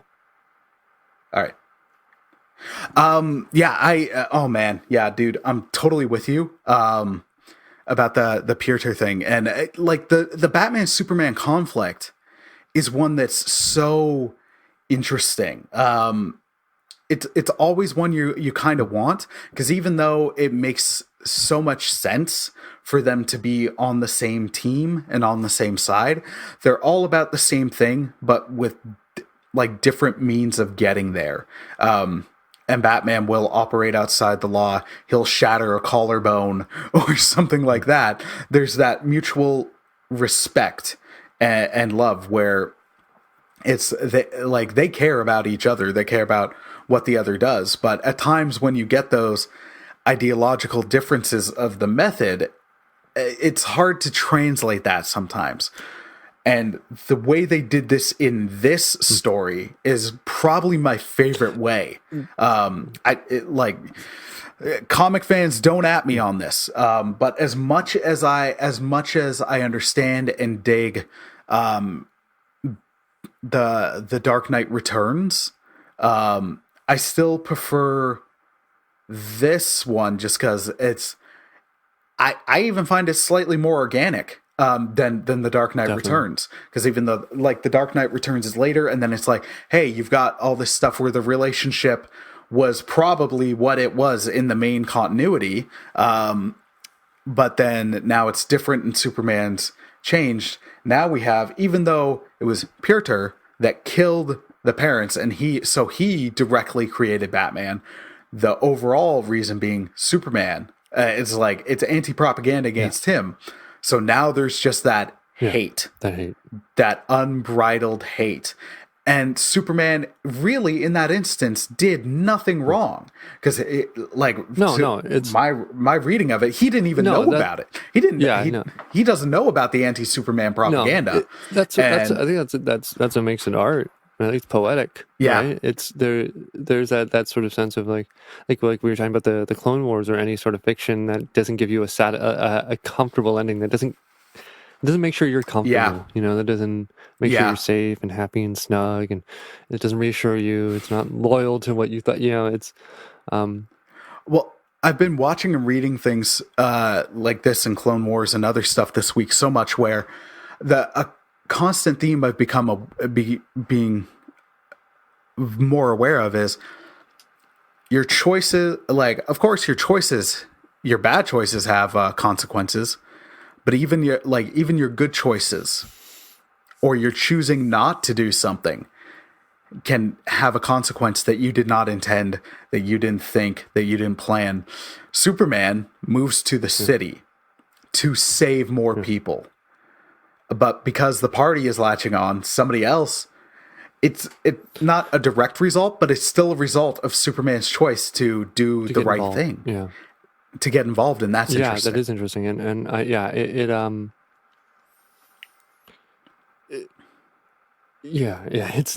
think it's the most viable way that the Superman Batman thing has ever been explained, and I like the fact that Batman was sort of his origin is directly entwined with Superman. I like Yeah. that. But yeah, so at this point, Peter, he's distraught, right? He's kind of like, I'm done with this. I killed that kid's parents in front of him, and he's probably going to come mess me up. So he puts a gun to his head and he pulls the trigger. Yeah. And within that's fractions of a second that it takes the gun to leave the bullet to leave the chamber and penetrate his temple, Superman has caught the bullet and prevented him from committing suicide. Which, if it were me, I'd be pretty angry at that point. Just, if you're willing to end your life in an instant like that, and he prevented it, probably later on you might be grateful, but in that moment, I don't even know if anger would be a thing. I think maybe I'd just become catatonic. I don't know. Well, his non-response, because there was, I think, a little response, but his eruption response still spoke to it, and again, it leans into that stuff. I know we're splitting this up over points, but I loved how they didn't go overboard. Again, a comparison to the movie is I felt the movie shoveled what its message was. We got to bulldoze. There was no room for nuance there. It was a much it was a less nuanced, more dense, gross message. A lot more. It was like a trans fat filled pizza donut compared to the comic books, nice grass fed steak. Yeah. It oh my gosh, yeah, no, that's a great analogy. Pizza donut, yeah, I want one too. It's a game. I also kind of want a grass fed steak. Yeah, I'll take it all, man. No, give me the pizza donut on the steak. We're getting into the weeds. But it's I know. Well, it's the title of the show, or of the series. But even in that moment, it again shows Superman. Of course, the right decision in that moment is to save him. Yeah, no, of course. Yeah, there's no thought. But it does, as the book keeps going, and we'll get into it when we get into the second and third the parts. Repercussions of saving someone's life, right? Even a bad person. But not only that, it's just Superman, it's the right thing, but in no way, do not get me twisted, listener. In no way, shape, or form am I advocating suicide. However, this character, as they're showing in this, it was at that moment his will to die. And then Superman, they show throughout this, even though you're doing good, he feels like his will's being taken away. He did not, the choice was taken away from him. I think this is a very human thing where this is not something this isn't going to be resolved. You're never going to get the black and white answer in this instance. Was it right to save him, or should you have let him do it? Right? They're both equally right. They're both completely and equally valid. And it's an oxymoron. It's what's that word? There's another word where something cancels the other one out. It's redundant. It's a contradiction. It's a contradiction of terms. Absolutely. Yeah. No. They're but they're both they'll simultaneously exist, right? You can't. It's a and I will still say straight up, Superman made the right choice in that, but just as the story fleshes out, and it's again the subtlety of that moment where you as the reader are of course he did the right thing, because you're feeling that you're feeling that dread that Peter is feeling. But then as the story unfolds and you start to see more of that, and then there's that amazing line in the third book that I can't wait, or not book, third issue that I can't wait to get to when we get to part 3, which hammers it home. But it's just that subtlety piece of, even though, I'd say Superman did the right thing, in that moment, Peter's that wasn't your choice to make. You took exactly. You took away my will there. You overrode my will. As a man, for what you feel is my good. You clearly, he's a man who feels like he has no control over his future or his destiny or anything. This is the last thing he has control over, and yet Superman has decided to take that choice away from him too. And it's funny because Superman, as we find out later, it would have been far better for him to just let Peter kill himself. Really messed up. But okay. So one thing I mentioned here in my notes where I said that Superman is kind of, he's naive, right, in both universes, in the normal one and this one. Even after seeing the inner workings of Russia and its government, he still believes in the ideals of communism, right? Mm-hmm. And the fact that he was uplifted so quickly for innate abilities is, and the fact that it's like antithetical to the principles of Marxism. And while he says it about himself, he says that, he literally says that about himself. He's not disillusioned or angry or petty about it. And like I said that, like I understand that he's like susceptible to the same fallacies as us, right, as humans, even though he's clearly super intelligent. Given the realization he's already come to, it's sort of difficult to understand the level of cognitive dissonance there, right? Of continuing this, like I think that is the biggest thing, that sort of cognitive dissonance in this character, where he thinks he's doing the right thing, but he's purely just motivated by essentially Luther. Like they both want the same. They both are trying to prove that they're right? Yeah. And yeah. Yeah. They're trying to prove they're right, and like at the end of the day, Superman feels so justified. And oh man, yeah, we're gonna explore. I'm trying not to jump ahead. I'm really trying not. Now that we've decided, I'm realizing it was a bad idea to do it this way. What we can do is all right, let's finish out this, and then let's hammer home. Let's hammer the movie. Okay. So, and then we can definitely get to part 2 and 3 soon. I'm excited to do. Yeah, same here. So now we find out that Peter's like, "Oh, Superman, I'm sorry, I did something. I was super angry at my father, this morning, and I did something." And then Superman's like, "Shut up. I hear someone screaming for help 200 miles away in Moscow." So it reiterates again, he's 200 miles away. So now he every single time, it's like, it's literally this much distance away. I know it, and it's that far, and I can still hear it, and I'm going. And so he flies back, and they find out Stalin's been poisoned, and Superman, figures out, he reads like 80 books in like 2 seconds, and then he figures out what's wrong.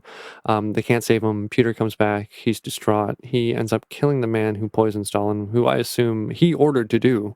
So he likely ordered a man to kill Stalin, his own father, and then shot the man dead in full public view in the Red Square. Now, I think we're getting into something interesting. This is one of the most interesting parts of the book. So... Why'd you get all ASMR on me suddenly?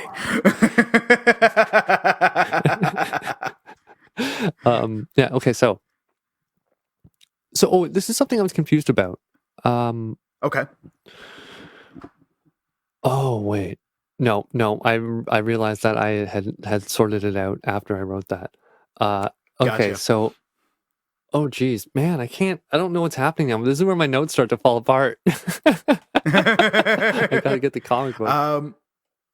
Is it around we're around the end of issue 1, I know that. Yeah, it's really near the end. So we got Batman. Okay. So now what we're seeing is Luthor. It cuts to Luthor. He's unveiling his Superman clone. Bizarro Superman. Yeah. Or just Bizarro? Yeah. Well, what I appreciated about it in the comic, and again, unlike the movie, is they didn't seem to give him a definitive name. I think in the movie they called him Superman of America or Ultraman or something. Yeah. I was like, that's dumb. Yeah, it was like Ultra Superman or something. It was really dumb. They call him Superman 2 here. Oh yeah, right. But I still appreciate like his logo is the US or whatever it is. That's cool. Yeah. I was like, it's a nice touch and comment on patriotism and all that. So this thing looks like an abomination. He basically kind of looks like a monster. Yeah, it really sucks to be him. And I thought this is something interesting with the no, I don't even want to talk about the movie. It's just crap. It's garbage. It's garbage, dude. The more I think about it, the more I'm looking at this and I think about the difference. Like, it's just garbage. It's crap. I don't even want to. Like, it's just anything. Just I can't. Okay, so it'd be interesting. Next time we do a derailed, we should just team up on Darko. Yeah, well, it'd be interesting if it was like if there was gray area. If there was a debate to be had here. If there was some back and forth. But I mean, like no, the movie's not interested in doing that. Darko, dude, okay, Chris, do you want, would anybody want to listen to a podcast about two people arguing whether or not the sky's blue? It's like, no, we know the sky's blue. Let's not have this redundant conversation. Let's not talk about how terrible this movie is because it's terrible. Like, there's no good here. We all know it's bad. Let's move on. No, yeah, okay, so This part is really, really cool. So the U.S. Superman, the clone, he's flying towards London. I don't understand why they have to do this in the UK. I don't understand why that's important, but apparently it is. It's a neutral ground. Well, I think like it's neutral ground or allied ground. The West. Which would lean to, heck, coming out of World War II, even though, as far as I know, England was suspicious of Russia, but still, they had been allies. Like, that was the Allied front. Yeah, it's 60s now, I assume, right? It's probably closer to the 60s. Yeah. Britain, all that stuff. And then, also, if you do something in London, like, London is a very public stage. And then if you have your person save somebody off of your land, and then you do this, it shows like America's might, but in a very different theater. Okay, so this is sort of like a neutral ground for both superpowers to sort of show off there to fight it out, right? Winning hearts and minds of the people, because it's not just a national fight, it's an international fight, right? Yeah. So this part's really interesting. So he starts flying over to Britain or the UK, and he's being followed by a nuclear submarine, a United States nuclear submarine, and Superman is sort of standing on the shore. Like he's floating in the air. I assume like maybe a couple hundred miles off the shore of the UK, or maybe 10 some odd miles, like 50, 60, something like that. And he's basically like, yo man, you ain't getting through here. And so that's exactly as he said it. So the straight up line of dialogue, man. Direct quote. Up, bro. Yeah. So he lights him up with his fire eyes. And one thing it says here, it was really cool. It says, the duplicate was imperfect, a crude effort compared to Lex's later work with abilities a little more than warped aggregate of my own repertoire, like telescopic X-ray vision. So I guess it's like X-ray vision that is as concentrated as his laser eyes or something. I don't know, because I think so. So what happens is Superman lights this honky up, and oh my gosh, he lights him up, and he's on fire, and then he punches him, and as he punches him, I think this thing, because it's a thing, and its powers aren't even actual like normal powers, like, and not only that, but it probably doesn't understand its own powers to a large degree, like Superman did. So it gets punched, and then it seems to just let out this X-ray vision. Like, apparently it's very concentrated, very powerful. In fact, wait, what does Superman say? He even describes it. He's like, noses bled, heads pounded, birds became irradiated and dropped from the skies for 50 miles around. The effects were devastating. So what we're seeing now is the guys in the submarine, they're getting messed up by this radiation, right? Like, I assume it only hit them very briefly, but like it must have been instantaneous. So they were meant to let off a missile. In what seems to be some sort of false flag situation, right? Like that's the idea. Now this is where I was sort of confused, because Superman gets distracted by the missile, and then he gets punched by the clone, right? And he goes flying, and I guess he goes flying through and completely takes out Big Ben. Like, Big Ben is donezo. That's what it looks like to me. Is that not Big Ben? I'm fairly certain that's Big Ben. Oh yeah, no, it's definitely Big Ben. Hundo P. Hundo P. And so he kills, I don't know, how many people did he kill there? A lot of people, like hundreds. Yeah, I'm trying to get to where we're at. 70 something by the time he stops moving. I think so. There should be page numbers, man. Sorry, that's insane. Let's see. They both see the missile. Oh, sorry, I jumped ahead. Yeah, they're, let's see. England, London, Oxford Street, and 258 innocent bystanders. Wow. And then at the end it says, and the body count tripled. Wow. Yeah. So almost 1,000 people. Just by getting knocked through a couple buildings, he killed like almost 1,000. Oh, and he goes flying right through a double-decker bus, like, boom, obliterates it. Yeah. Wow. And that's little touches there that I appreciate, that I can't recall in other stuff, where it's when they've done it with Lex to show how intelligent he is, with Superman with the exact space of where people are, like how far away. But with this, it's like, if you didn't need to include that, you'd see like, okay, people are dying, but once they give you a specific number and then they're like, it tripled, it allows you to absorb that so much more because then you have a precise number. It's yeah, that's a really good point, and I think it's sort of like these are sort of terrorist acts, right? Like it is sort of this aspect of the Cold War, and they're fighting nations, but they're two men.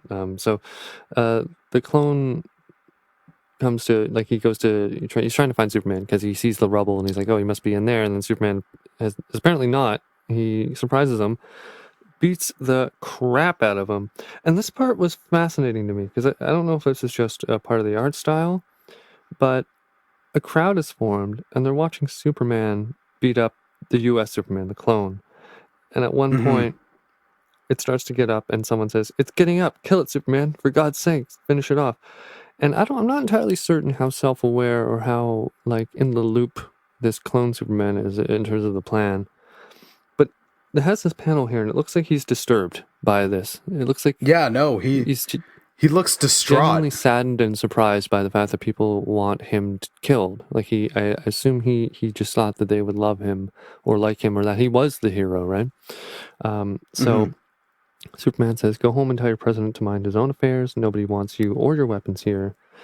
And right here, this is very interesting because we see the missile go by just as the clock is starting to go off, this clock tower. Because apparently Britain has a plethora of clock towers. Many, many, many, many. And so he says... I'll have to ask Sam next time I do a podcast with him. Sam, how many clock towers do you English folk have? Every 6 blocks? What's going on? 4 blocks? 4-block clock tower. Okay, so... Sorry, I've just got to say this. When we were over in Europe for Hal's wedding a couple years ago, when we were in France... you could throw a rock and it would bounce off like 6 pharmacies. Oh. There were pharmacies everywhere, dude. That's all that. Sorry, just that. There was pharmacies everywhere. They also have universal health here, don't they? Yeah. No, it was a surprising, borderline alarming number a suspicious amount of pharmacies. So they're both caught off guard, like they see the missile going by, like, and it's basically like one of those time freezes things, right? The crowd's all hanging around, like it's just, and you have the missile going by through the sky, just past the clock tower as it rings, and Superman the clone. Suddenly the clock stopped, time ground to a halt as it always does when a decision must be made. So then they're looking at them, and then I see this as a movie, dude. I so see this as a movie because then it cuts to, you can see like Superman's caping some of his arm, but it's looking at the clone Superman, and he just slowly turns and looks at Superman, and then the duplicate and I exchange glances, 2 moving objects on a static frozen background. What an amazing way to describe that! Perfectly, I could not have described that more better. It's such it's very visual description. And he says, we both knew that one of us would have to make a choice. And then you see the clone's eyes turn blue, and Superman says, to this day, his true intentions remain a mystery to me. And then he freezes Superman. At this point, he flies up towards the missile, and he grabs it and he says, hello, everybody. Me very pleased to meet you. Which I think, like, clearly he had expectations of what their attitude would be towards him. He was clearly distraught when he found out that his expectations did not meet up with reality. And I think at this point, this is his stupid way of trying to just be like, hey, I am the good guy. Everybody, I'm here to meet you. It's bizarro. And that's the things I really appreciated about it. Like, they added elements, like many elements of bizarro from main universe into this. I don't know. I'm not familiar with their relationship or what the nature is. So Bizarro is like a warped, messed up clone of Superman.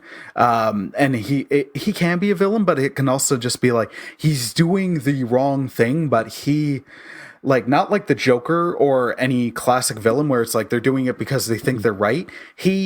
It's ingrained in his warped clone DNA or whatever it is that he thinks he is doing the right thing. By doing the wrong thing, he thinks he is legitimately like saving others, or something like that. So that kind of, and it comes out in warped talk, warped speak, like warped versions of the powers, which is something I love here, where it's like the freezing eyes.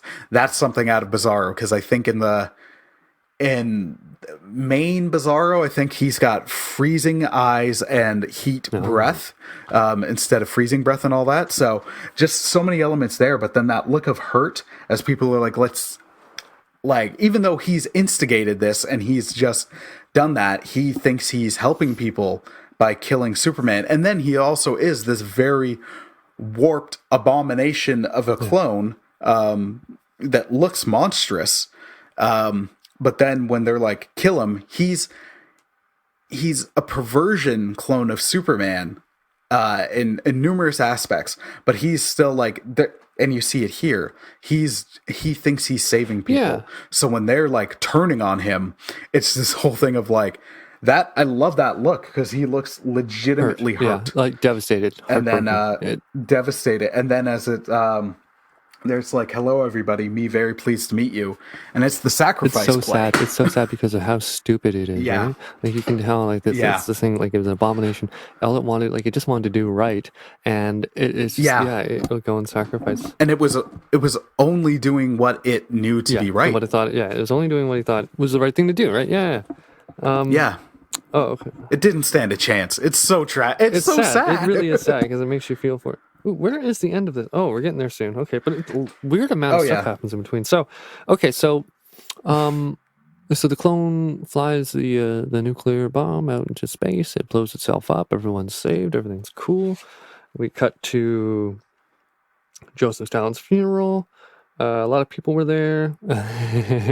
And so Superman leaves and he sees a bunch of people waiting in a bread line, and he sees wait, is this where he meets her, or is he just remembering her? I think this is where he meets her. No, he meets her, but then he remembers who she is, and she's the Lana Lang of this story. Oh, okay, so he remembers her. He's like, oh, this beautiful redheaded woman, or a girl from my childhood, basically his childhood crush, or his love. He sees her, right? Or the sweet redheaded girl from my past. Like he's like, oh, he reminisces about the. She knew who he was as he was figuring out who he was, and she knew him before he became Superman. Yeah. So yeah. So yeah. So so then, So then he's like, oh, they're all sort of the kingmakers are rallying around me, trying to choose me as a successor. Trying to make sure he gets into power. Yeah. What? He gets into a fight with Piotr here, does he? Or is Piotr? Yeah. Not a fight, but like he's. Oh yeah, a disagreement again. Yeah. He was saying, "Oh, you're gonna be the leader, right?" And he's like, "Yeah, I guess so." No, but eventually. It's yeah, no. Well, he's like no, even though he's kind of being pushed in. No, he doesn't have a choice here. Like I think everybody knows. Like you're not going to be able to just walk away, dude. Yeah. Then we get the shady stuff with Lex. Where he puts he's like to Lois, "Hey, we're putting our marriage on hold indefinitely." Oh yeah, I was just because there's this part where like Lois is fantasizing about Superman in the clouds. I'm like, this is ridiculous. That's stupid. I kind of dug that just because it was again like they had that brief meeting where in comparison to the terrible movie, where it's like all we've seen of Superman in this so far is someone who's just doing the right thing, who cares, who is attentive. So even though she's so career driven and Lex attracted her because he is the same, she's thinking of like a real man. Like what would it be like with someone who could provide that? Now she's not doing it in a bad way where she's like, I'm gonna cheat on my husband or anything like that, but it's almost like that here's this person who is this ideal person, and she's in a less than ideal situation, even though she's willingly staying in it. To me, I was like, that's an interesting nod to the main universe, but also I'm like, it makes sense to an extent with the character that they've established, because it's still early before she's really firm in her decision. Well, someone who's clearly so not in touch with their own emotions. I mean, obviously, like someone like Superman would almost be a perversion for them. like a weird sort of kink. Continuing on, Luther is unhappy with the failure of his clone. He has murdered every scientist who helped him work on it, and he is now telling Lois, hey, we're going to put our marriage on hold because that R-word clone beat me at chess last night. And yep. Wait, didn't he say something like that? Like he said that duplicate of that alien farm boy had the tenacity to beat me at chess last night. Oh, right. Yeah. Okay, so not what you said. No, he said homunculus. No, homunculus. Oh my gosh. So Superman, he's flying away now, and he hears someone in line waiting for bread, because that's what happens in communist countries. Everyone has to wait in line for their food. They can't make money or have a job or anything like that. So the government gives you your food and tells you how much you need to eat. So someone says Superman, and he comes. Well, especially when that government holds is keeping all the money for their insane military parades and palaces for their people instead of spreading it. Anyway, okay, so take a history lesson, people. There's a so he's flying over, and then there's a woman in a bread line. She's like, Superman, and he comes down and he realizes, oh, this plain looking woman waiting for food is the same lady that I knew when I was a kid, that redheaded woman, what'd you say, Lana Lang. Lana. Yeah, no, she's Lana. She's still Lana, but she is very much from the main continuity. That would have been Lana Lang. Lois Lane, Lana Lang. Anyway. There's like 5 minutes in there. I could have just gone on and on. I know you could have. So Superman's like, this isn't right. Lana, Lana. Oh, her name is actually Lana, which is strange because I don't think any Russian woman in the history of Russia has ever been named Lana. So she has 2 kids, and he's like, hey, you and these kids shouldn't be waiting in line like some animals. And he says to the guy in the window, he's like, hey, give this woman some food. And everyone's like, hey, what about literally everybody in this country? We are all starving because we're all also people. And so he's like, I guess something has to be done because for some reason this is the first time I've realize that people are starving in this country. I've been literally all over within minutes. I can travel 3,000 miles, but for some reason, I had no idea that there were millions upon millions starving and dying. I had no idea. I think you can. For me, I can excuse it a little bit just because they've shown how much he's like flying around all over the place. As soon as something pops up, he's there, right? So he's so focused on the immediate.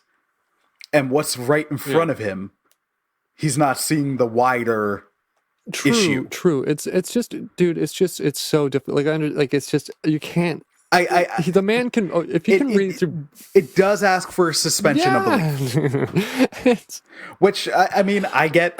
We're already doing that because but I get where you're coming from. No, and I've come to that argument in my head where it's like we're already doing next to the comic book, and it's like it doesn't matter if it's a comic book. If you make rules, abide by the rules. So if Superman can only jump over buildings in a single bound, that's the only thing he can do, right? You shouldn't see him flying through the air. Right. If he can fly, you shouldn't see him not flying where he should be flying. It's just things like that where it's like, okay, if he's smart enough to know this, why is he not smart enough to know that? And if there is a good explanation, if you can figure it out, if there's some psychological human thing, because we do that all the time. You have, physicists who are fundamentalist Christians, which is strange, like I things like that. Like it's people are capable of reasoning their way to different, through different. So I assume given enough, like what we were talking about before, I just assume that given enough time, given enough space, given enough pages, they could give you that context, give you that psychological. Right. Right. Maybe it's a case of like, as they've shown, his powers are still developing, or maybe he's not actively trying to hear everybody. Yeah. As they develop later. So he hears the immediate cry for help, but maybe not the constant bemoaning and grumbling. Yeah. I don't know. I am really curious about what the explanation would be. Well, to me, it's like, he's so smart, but what he does is he's taken, he's been to America. I assume he can see the news. I assume he can pick up a newspaper. So I mean, if even like for instance, in the cartoon, it took Lois Lane being like, "Hey, here's some classified documents." It's like, so you could never have read that in any Western or any newspaper across the world at all, that the Russians might have gulags. You would never have thought, "Hey, maybe that is true. Maybe I should go just to make sure," because literally every other country on the planet is saying this. Maybe I should go check it out for myself.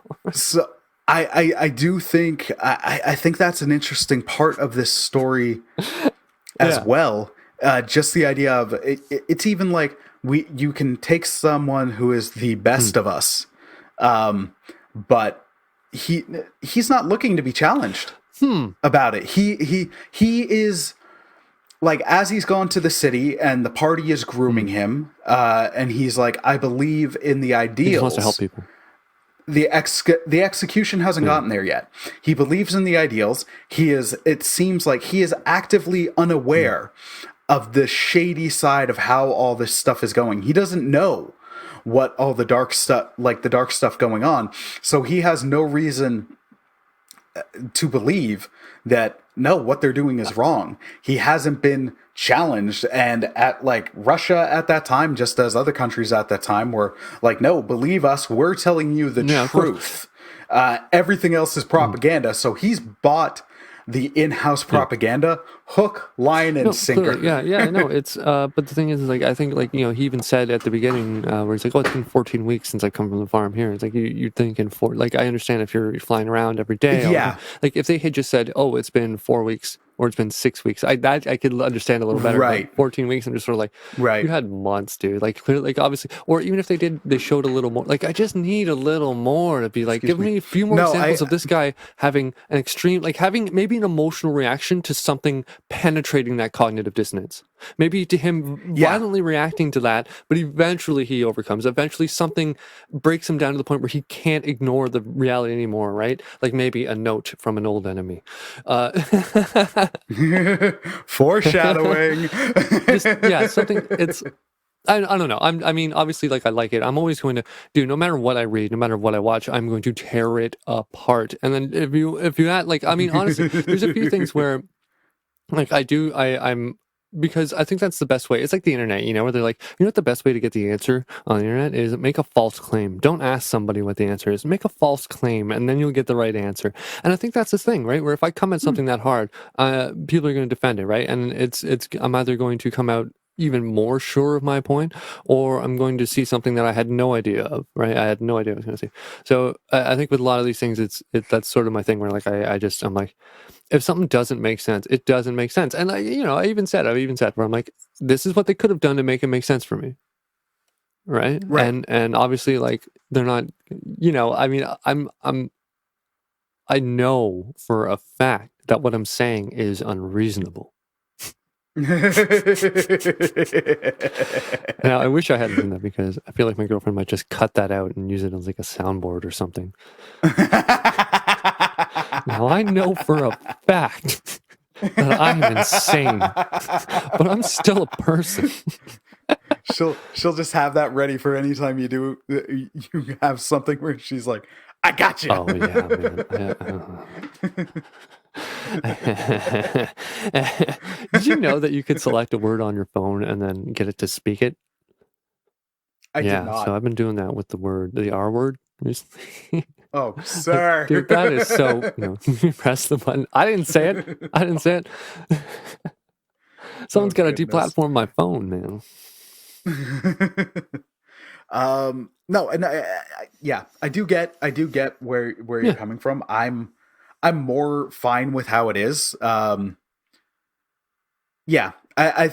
my head, I'm like, okay, I can get with the reasons of how, as much as it's like, well, yeah, you could have done it, but I see why you didn't. And as much like they were interested, because there's time jumping in this, and we're like, give us the 10 season, like, full in depth. Give us the Lord of the Rings instead of the Hobbit. I wonder how difficult that would be to show Superman just in his off times. Like, does Superman ever sit and like just pensively think and get depressed or something? Like, does he, how human does he get? Well, I think the thing is when they've shown us him doing that, we're like, wow, he's being a stalker. He's being creepy. It is the only thing I could think of is like him sitting alone, just very deep in thought in like the Fortress of Solitude, maybe walking around, looking at certain pieces of information or something on screens or something. Right. And I'm like, that's just so like it's so weird. You never see Superman in that desperate thinking way, right? Where it's always a very very stoic, very composed. He always contemplates from a point of strength, right? But it's never like he's been beaten down to the, like he's just I don't know how to explain it. even when I get you, because even when he's reacting to something where he's on the point of death or something huge and tragic has happened, he's still restrained in how he reacts. Like he keeps himself in check very well. He doesn't respond, even though he might be feeling emotional, he doesn't respond emotionally to things necessarily. He does it when we get to part 2 and 3 of this, and that's where things get interesting, because when you see him react to things from that, because you do see he does sometimes do things from an emotional place, but from a stoic side of it. The good intent is there, but then when he responds to things emotionally, we see how different it is when he does. I feel like you never ever get this expression of emotion, but you can tell when his actions are being motivated by where he's just like dude. That's what I like about Superman. He speaks softly and he carries a big stick. You know, like he doesn't talk a lot of smack. Like he's the type of guy who would just come up and knock you the hell out without saying a word, right? Like, well, and in his case, he could like liquefy you, atomize you with a perfectly placed punch. and his whole thing is like, I got to respond to this, but how do I do that without ending your life 12 times over? I would love like someone's like in someone's face, and then like it's like slow-mo, and then just vaporizing like blood, and like as it's slowly starting to dissipate, and you just see Superman there like putting on sunglasses. Slow-mo. That's another Elseworlds Superman. Or like that'd be good Shazam or something. Oh my gosh. Just Black Adam. It would work for Black Adam. That is I don't know what that is, but it sounds terrible. Well, okay, so Black Adam is so many comic book characters have like villains, but they're the bad version of that person. Black Adam is basically Shazam, but someone who was an adult, who took the powers, and then for a while was a straight up villain, is now more of an anti-hero, like not a crystal clear good guy, but still like harsh and edgy and maybe selfishly motivated and all that. But they kind of alluded to him in the Shazam movie. He's been cast for ages. It's going to be The Rock playing him, which I'm like, yes, perfect. So I'm curious about that movie coming out. But that kind of thing of like just liquefying someone and then being like, yeah. I'm like, that makes sense for Black Adam. Because I think Superman, even if you do the red kryptonite thing, like that would undo him. Like that would completely undo him. Because he's a character who will kill, but only if it's like the absolute, utter, no way out necessity. Yeah, I would like... I mean, what you've been saying is really something that sort of points home. That's something that I've really thought about Superman before. The way he is very disciplined, very constrained, and how... But they never ever explore that. They never explore him having to do that sort of... the mental... Dude, there's this word... The when you... conditioning. I guess it's conditioning, yeah. It's... Yeah. Or discipline, or... wait, no, conditioning is right. Yeah, no, sorry. So that's something that's fascinating to me, where it's very like, that's like what a martial artist is supposed to be like, right? Where you sort of, or like a warrior, like a samurai warrior, where your emotions are essentially the very first thing you have to get control of, right? You have to stay pragmatic and stoic and level-headed. And well, it is something that they've... my joke has been in the past with the Superman, the animated series, and then its follow-up, Justice League and Justice League Unlimited, at least twice, if not 3 times. Superman in those shows, because it's the same continuity, has given a speech about how he's like, all right, I get to cut loose. Like, I feel like I live in a world of paper, and he's saying this to Darkseid. He's like, but you can take it, can't you, big boy? Like, almost mockingly. He's like, now we get to see how powerful I really am. And it's that moment when you're like, oh, yeah, I love those because moments. Like, because the thing is with Superman, like as much as other characters are interesting and more powerful, you can practically at some point being like, does there need to be a Justice League if there's a Superman? Yeah.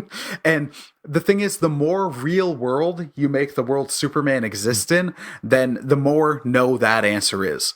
So you do have to have some of the fantastical elements and all that, because the more realism you apply, then no, realistically, if Superman's there and he's as powerful as he is, there need not be another hero anywhere. No. So that within that universe, having those moments, you're just like, ooh. And it's also another character who I'd love to see it happen in her second movie, because I'm not a big fan of her first movie.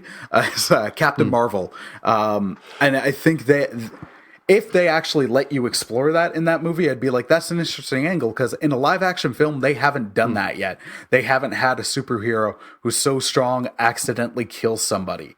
And with her, here's the character who is in the movies anyway, and even in the comics, like at a power level close to Superman. She can fly through the ships fly through ships unscathed, nothing. Like, who's that powerful? But she's early enough in her tenure where I'm like, that could be an interesting way to go in the sequel.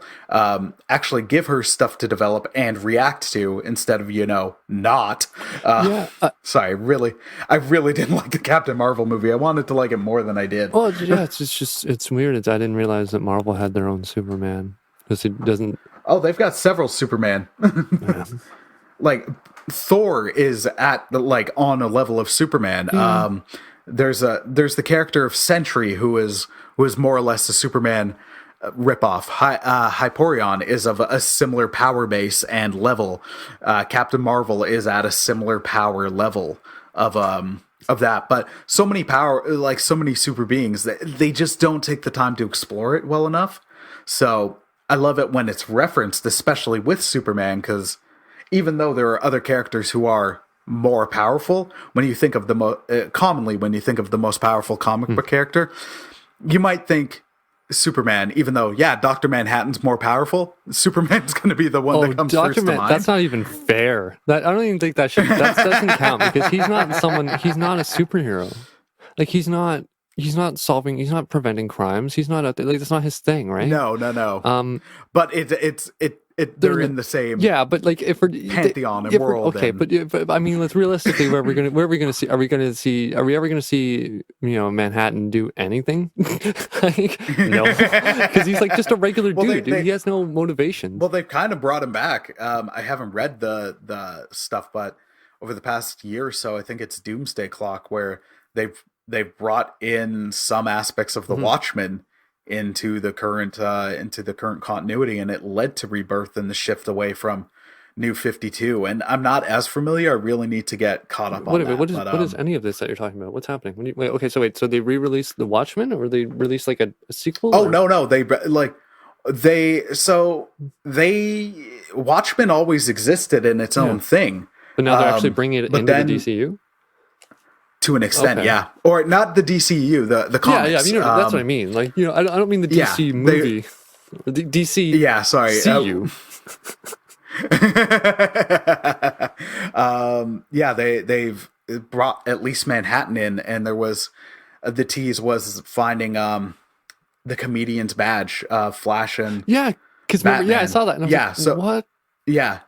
It was building towards that. I just haven't read the story because it kept getting delayed and all that, and eventually I'm going to. But to my limited knowledge, that's how we got stuff with the New 52. Really, put a hurt on DC. I get why they tried for it, but there was some good, and there was also a lot of stupidity.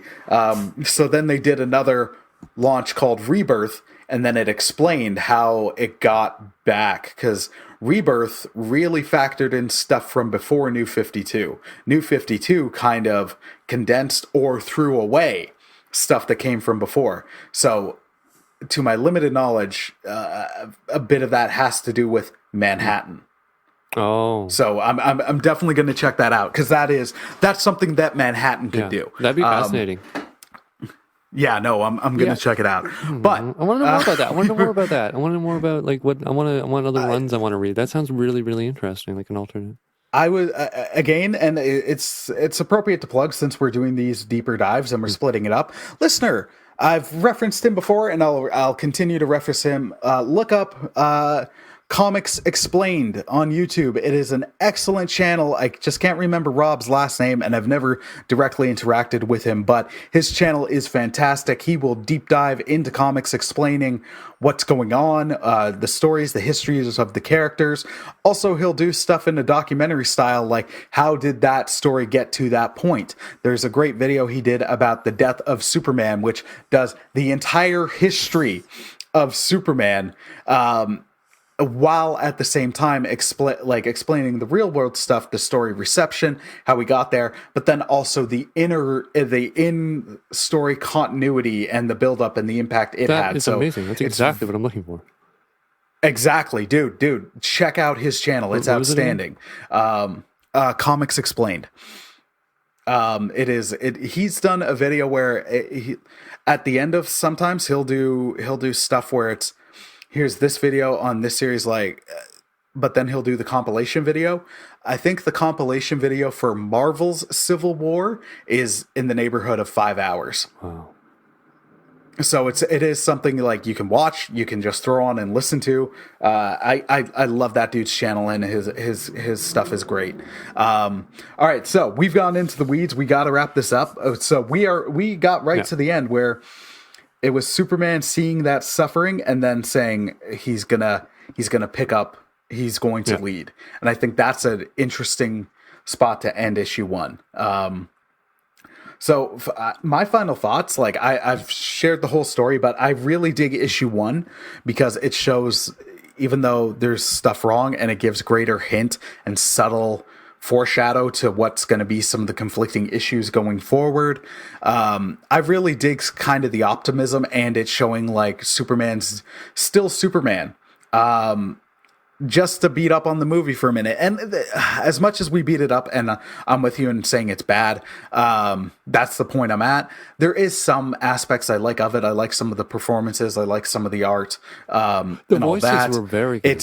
I will say that. And the sound, just the sound design was really good. Yeah. Like the production side was good. It's just, this story continues to resonate with me, and I find it very applicable to today for the right reasons. And I think for me, some of the stuff the movie is very applicable to aspects of today and modern discourse, to me, for the wrong reasons, because it takes a firm stance. It doesn't explore things with any subtlety or any nuance. It's very much like, I'm right, you're wrong. And then it changed Superman in there, where we'll get to it as we explore the further issues. But if we were to separate that movie into 3 acts, like the issues do, the end of Act 1 is him killing Stalin and then just usurping power. And that is something that Superman wouldn't do. True. And then as we explore stuff more in depth when we get to parts 2 and part 3, we see that there are issues, but it's still coming from a well-meaning place. And I just found the movie was like, well, no, we can't. He's bad. We got to do the bad thing. And it didn't even lean in that much to Lex, the shady side of Lex that this does. It chose aside too much. So when he kills, like that could have been a very, like, I understand what it was meant to be. It was meant to be one of those, like when what's his name, Adam Driver, when he kills Harrison Ford, right? It's supposed to be like that. It's supposed to be one of those, but not even like that. It's because like I could see what they were going for. I could see how that situation could have been extremely, like, the weight. I know there's likely a movie that does it perfectly, and I don't remember it or know it. But it's like it's supposed to be like he's killing his father, right? Like he was betrayed so hard like it was just a rage. It was like a thing where he like couldn't control it. But regardless, it just seemed like, I can understand it from a human aspect. Like, I get it. I totally get that. I totally understand. But then it's Superman, and his whole existence is, like we said, like about controlling and being in control of his powers. And well, they even in the movie they made him justified in his actions. Yeah, I could see doing that. But then I'm like, like, even though he's justified, you're still, as the movie went, I'm like, you're still trying to show him like you're showing him as the villain, and then he has a moment later, which I'm going to try not to reveal now because we'll get to it in the book. That I'm like, at that moment, which is so pivotal in the book, is really underserved by that earlier action. Because I can't get on board with your reaction then, when you were just automatically on board, like, I have to do this, and you didn't look back. Strange. And then there's this maliceness to, as we get to the stuff that we get into, like the robot aspect that we'll get into issue 2. Like, in the book, you're like, that's messed up, but you still, like, even though we know it's messed up, you still see, like, it's coming from a well-meaning place. But in the movie, it's very much like, I'm like, I can't look at this as well-meaning. You're now just a tyrant. In the movie, he's like you're not even a well-meaning tyrant. You lied to me, you betrayed me, you betrayed our ideals, and I'm going to do exactly what I killed you for doing. Yeah, it's like, I clearly regretted immediately doing that, but I'm going to do the exact opposite. I'm going to end up doing the exact same things. It's one thing if you could see, like, in the cartoon, it was purely just like, it wasn't even like a steady, like an understandable, like, oh, he doesn't even realize what he's doing. He's trying to do the exact opposite. And the cartoon was, like, I think that was the big thing for me. Like, once he chose to kill, lying about being a dictator, and then he literally becomes a dictator because he killed him for lying for being a dictator. Okay. Gotcha. Where the book, they explore some things, and like I said, we'll get to it because we've really got to wrap up. There's such a stories have been doing this since the beginning of time. It's from the argument. They've been showing someone how someone can become what they hate. They're showing you. They've showed, like, everyone knows this. Everyone knows it's a common archetype. How you become the thing you if you're defined by that which you feel is oppressing you, or you define yourself by your opposition to something, you are defined by it, right? And often you'll become the thing that you hate in order to define yourself in opposition against the thing that you hate. It's how Antifa at times can be the most fascist group. You know how. I know. That I'm sorry. That was a little bit of a bit of an unnecessary pick on for my part. I apologize. I think every reasonable person knows that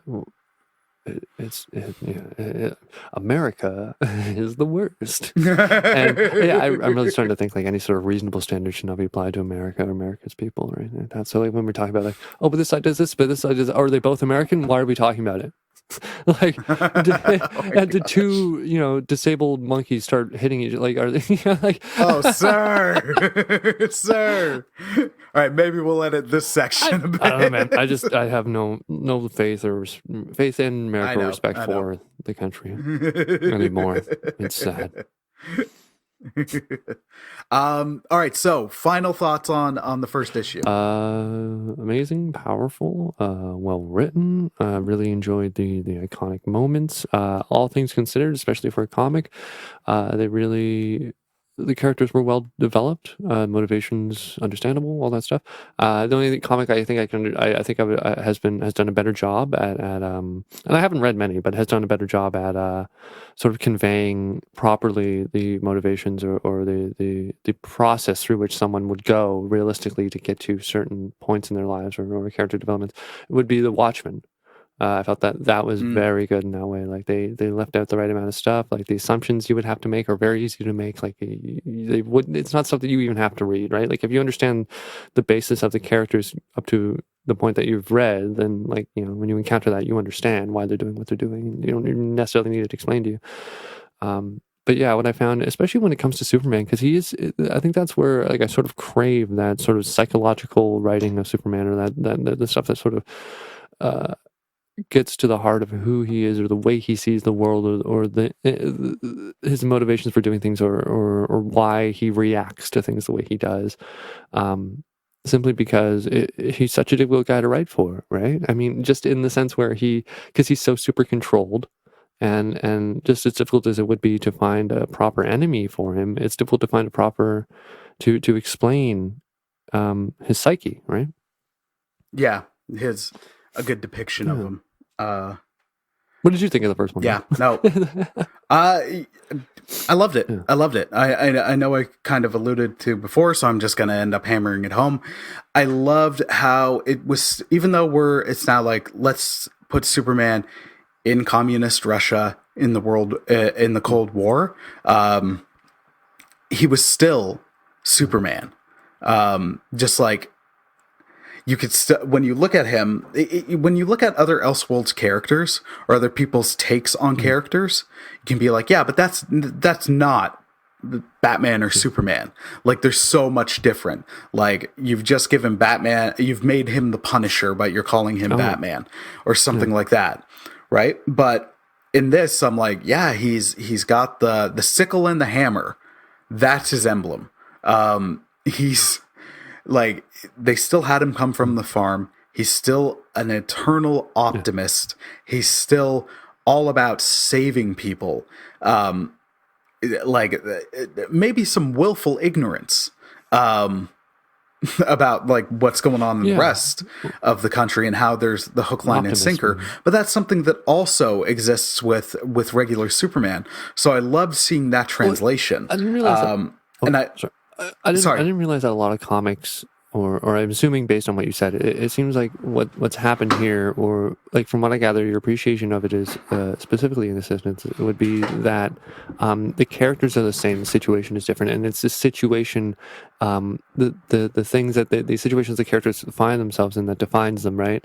Or you know, it's like, it's one thing to say, you know, you can just make Batman a completely different person, and then also give him a situation that he's not normally found in. That's not his element, right? Like maybe Gotham City's different, you know, just the little things like that, right? Like where it's just a different reality. But that's not Batman, right? Like or is it? Like, it'd be interesting if like you could make the argument where like Batman becomes, like, say he becomes like a crazy killer. How would you get him to that point? How would you get him, like, if you can do it, I think that'd be one of the greatest books, like comic books ever, right? Oh, and that's the thing. I think there's room for the Elseworlds versions to explore aspects like that. But I still think the core of who that character was needs to be there. If you're going to if you're going to show the impact as the fan of how we got Batman or Superman to this level, then there still has to be that connective tissue to the character that I've known and loved, that I've been reading. It's not interesting. Exactly. It's just like, okay, it's like, I wanted to be edgy, so here's Batman just murdering a bunch of people, where I'm like, okay, one, that's not Batman, but then two, you've nullified the story about how we got him to that point. It's very shallow. It's very self-indulgent.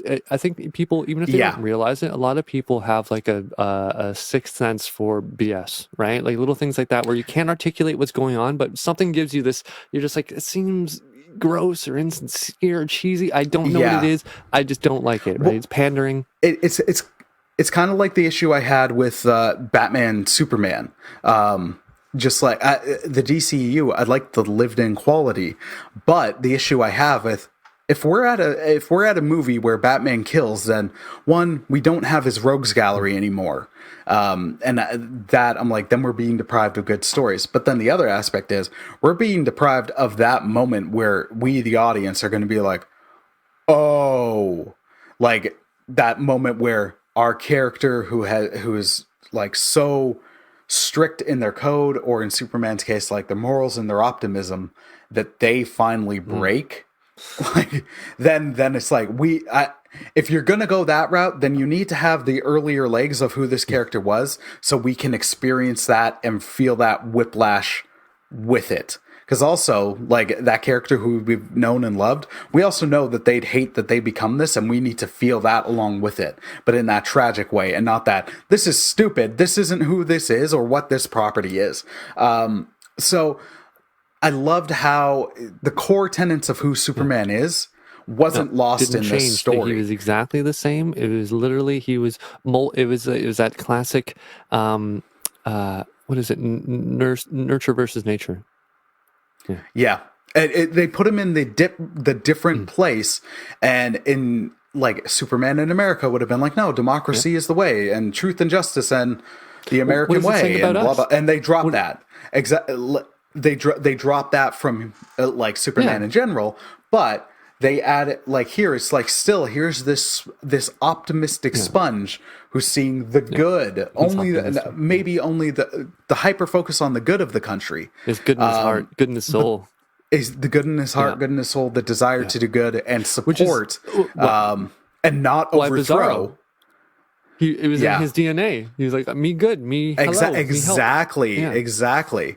And then he looks so heartbroken when it's like he's been doing wrong. And then again, especially because I reread the 3, now as we're separating it, especially the foreshadowing of things to come, where the conflict is going to come in, how even though this person who is trying to just be moral and just, how you're going to see how he's not unlike the movie, full on throwing himself into the dictator role.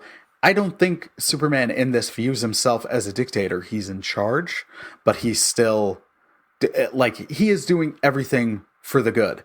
And you can see how he thinks and moves that for the good. So I appreciate it. I loved the first issue. I think the second issue is my favorite, because then we get some of those themes challenged in very interesting ways. And again, a character who Batman, as we get to him, that's the teaser. We get Red Sun Batman, who is just fascinating. There's a character who is very different from main Batman, but also very much the same character. You can see how a disciplined, focused character like Batman would operate in those circumstances. I'm like, that it's again the transplant of Bruce Wayne, what would make him tick. Yeah, and throwing him in a different universe. Everything worked so organically, and I'm like, that's why I love some of the Elseworlds stuff, because it's like, let's just do something very different with it, and there's a time and a place for that. But this is so much more. It's not just this immediate like, or edgy or anything like that. It's like, no, let's have a conversation. Yeah. Let's have a conversation and explore things a lot more heavily. And you know what? Just to sing the praises further, it's the first issue and this run as a whole. What I love about it is I think this is maybe not I don't want to say the full-on epitome of what comics is, but what it can be, because it's taking heavy themes, using insane characters to explore them in ways that we normally wouldn't. Yeah. And then let's explore communism, the good side and the bad side, or how someone well-meaning who has the powers of a deity can get there. And then like using that to explore the ideal person, because be it for realism or cynicism, any one of us would be like, look, no, that's not going to happen. But then you take the character who is like, oh, that could. The suspension of belief, because he flies and he's eternally optimistic and all that. And I love when comics can, like, that to me is one of the best things about the medium. Like, you can explore some real world stuff in ways that my cynical side would shut it down. So I'm like, it is firing on all cylinders for me. I loved it. First issue and the whole book. Well, I think it was like 8 minutes ago, I think you said something about Batman. Yeah, no, I just went. I've forgotten at least 3 to 4 things I meant to say there. Yeah, I gotta start writing them down while you're talking. So That's fair. All right, dude. Well, I'll tell you what. Sorry. Yeah, no, I was gonna say,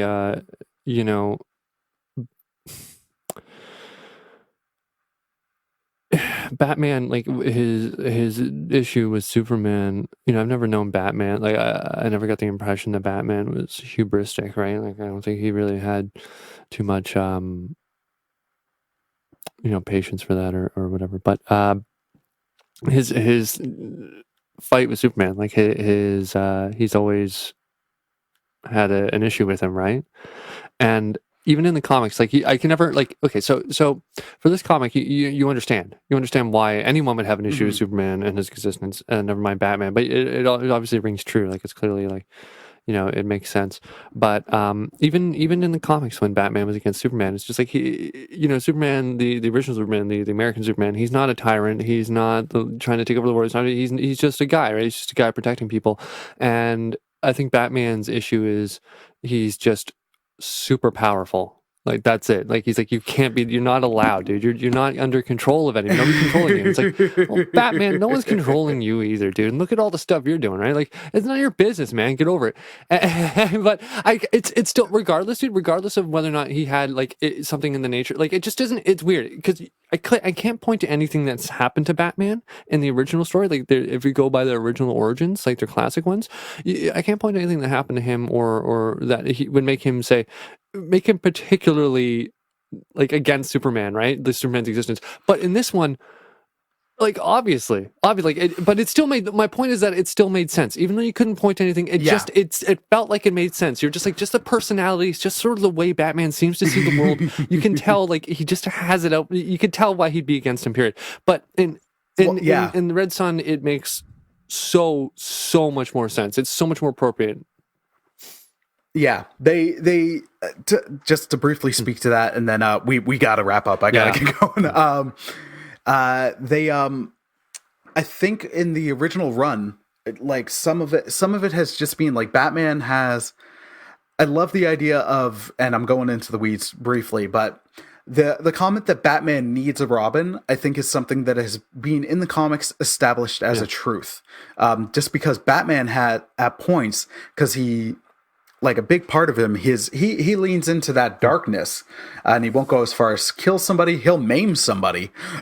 He'll shatter their collarbone, and then but then he'll also like legitimately save somebody. But Batman he's gotten jaded. He's seen the worst that people have to offer. He experienced that at a young age, but then he's seen it. He's seen other heroes come and go and fall and twist, and then he's offered trust to people that have betrayed it.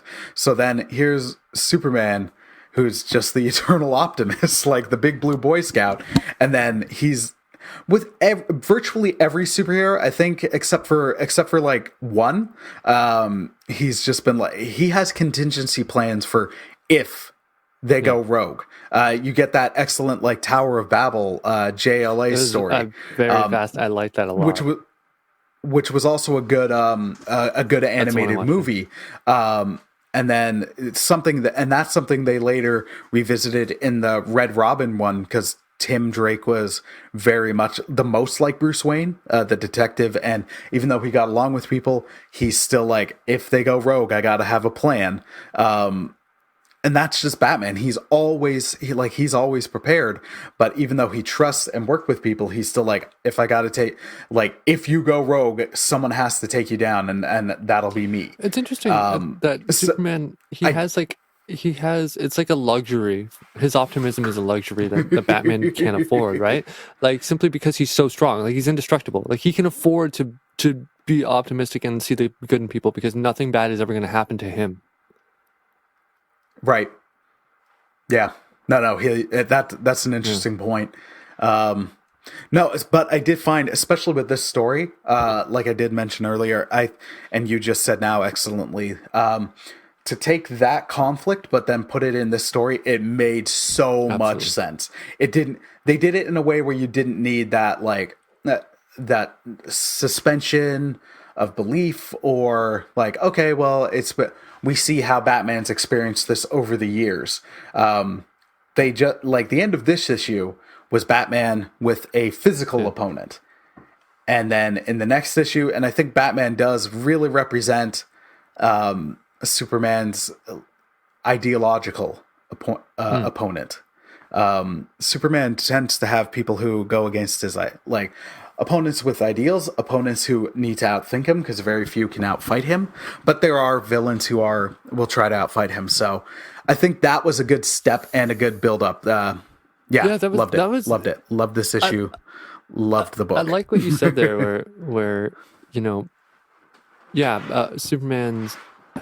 Like Batman, he makes it's like you and me. It's like he makes uncharitable assumptions and he's judgmental and paranoid. And Superman tries to give people the benefit of the doubt and be optimistic and see the best in them, right?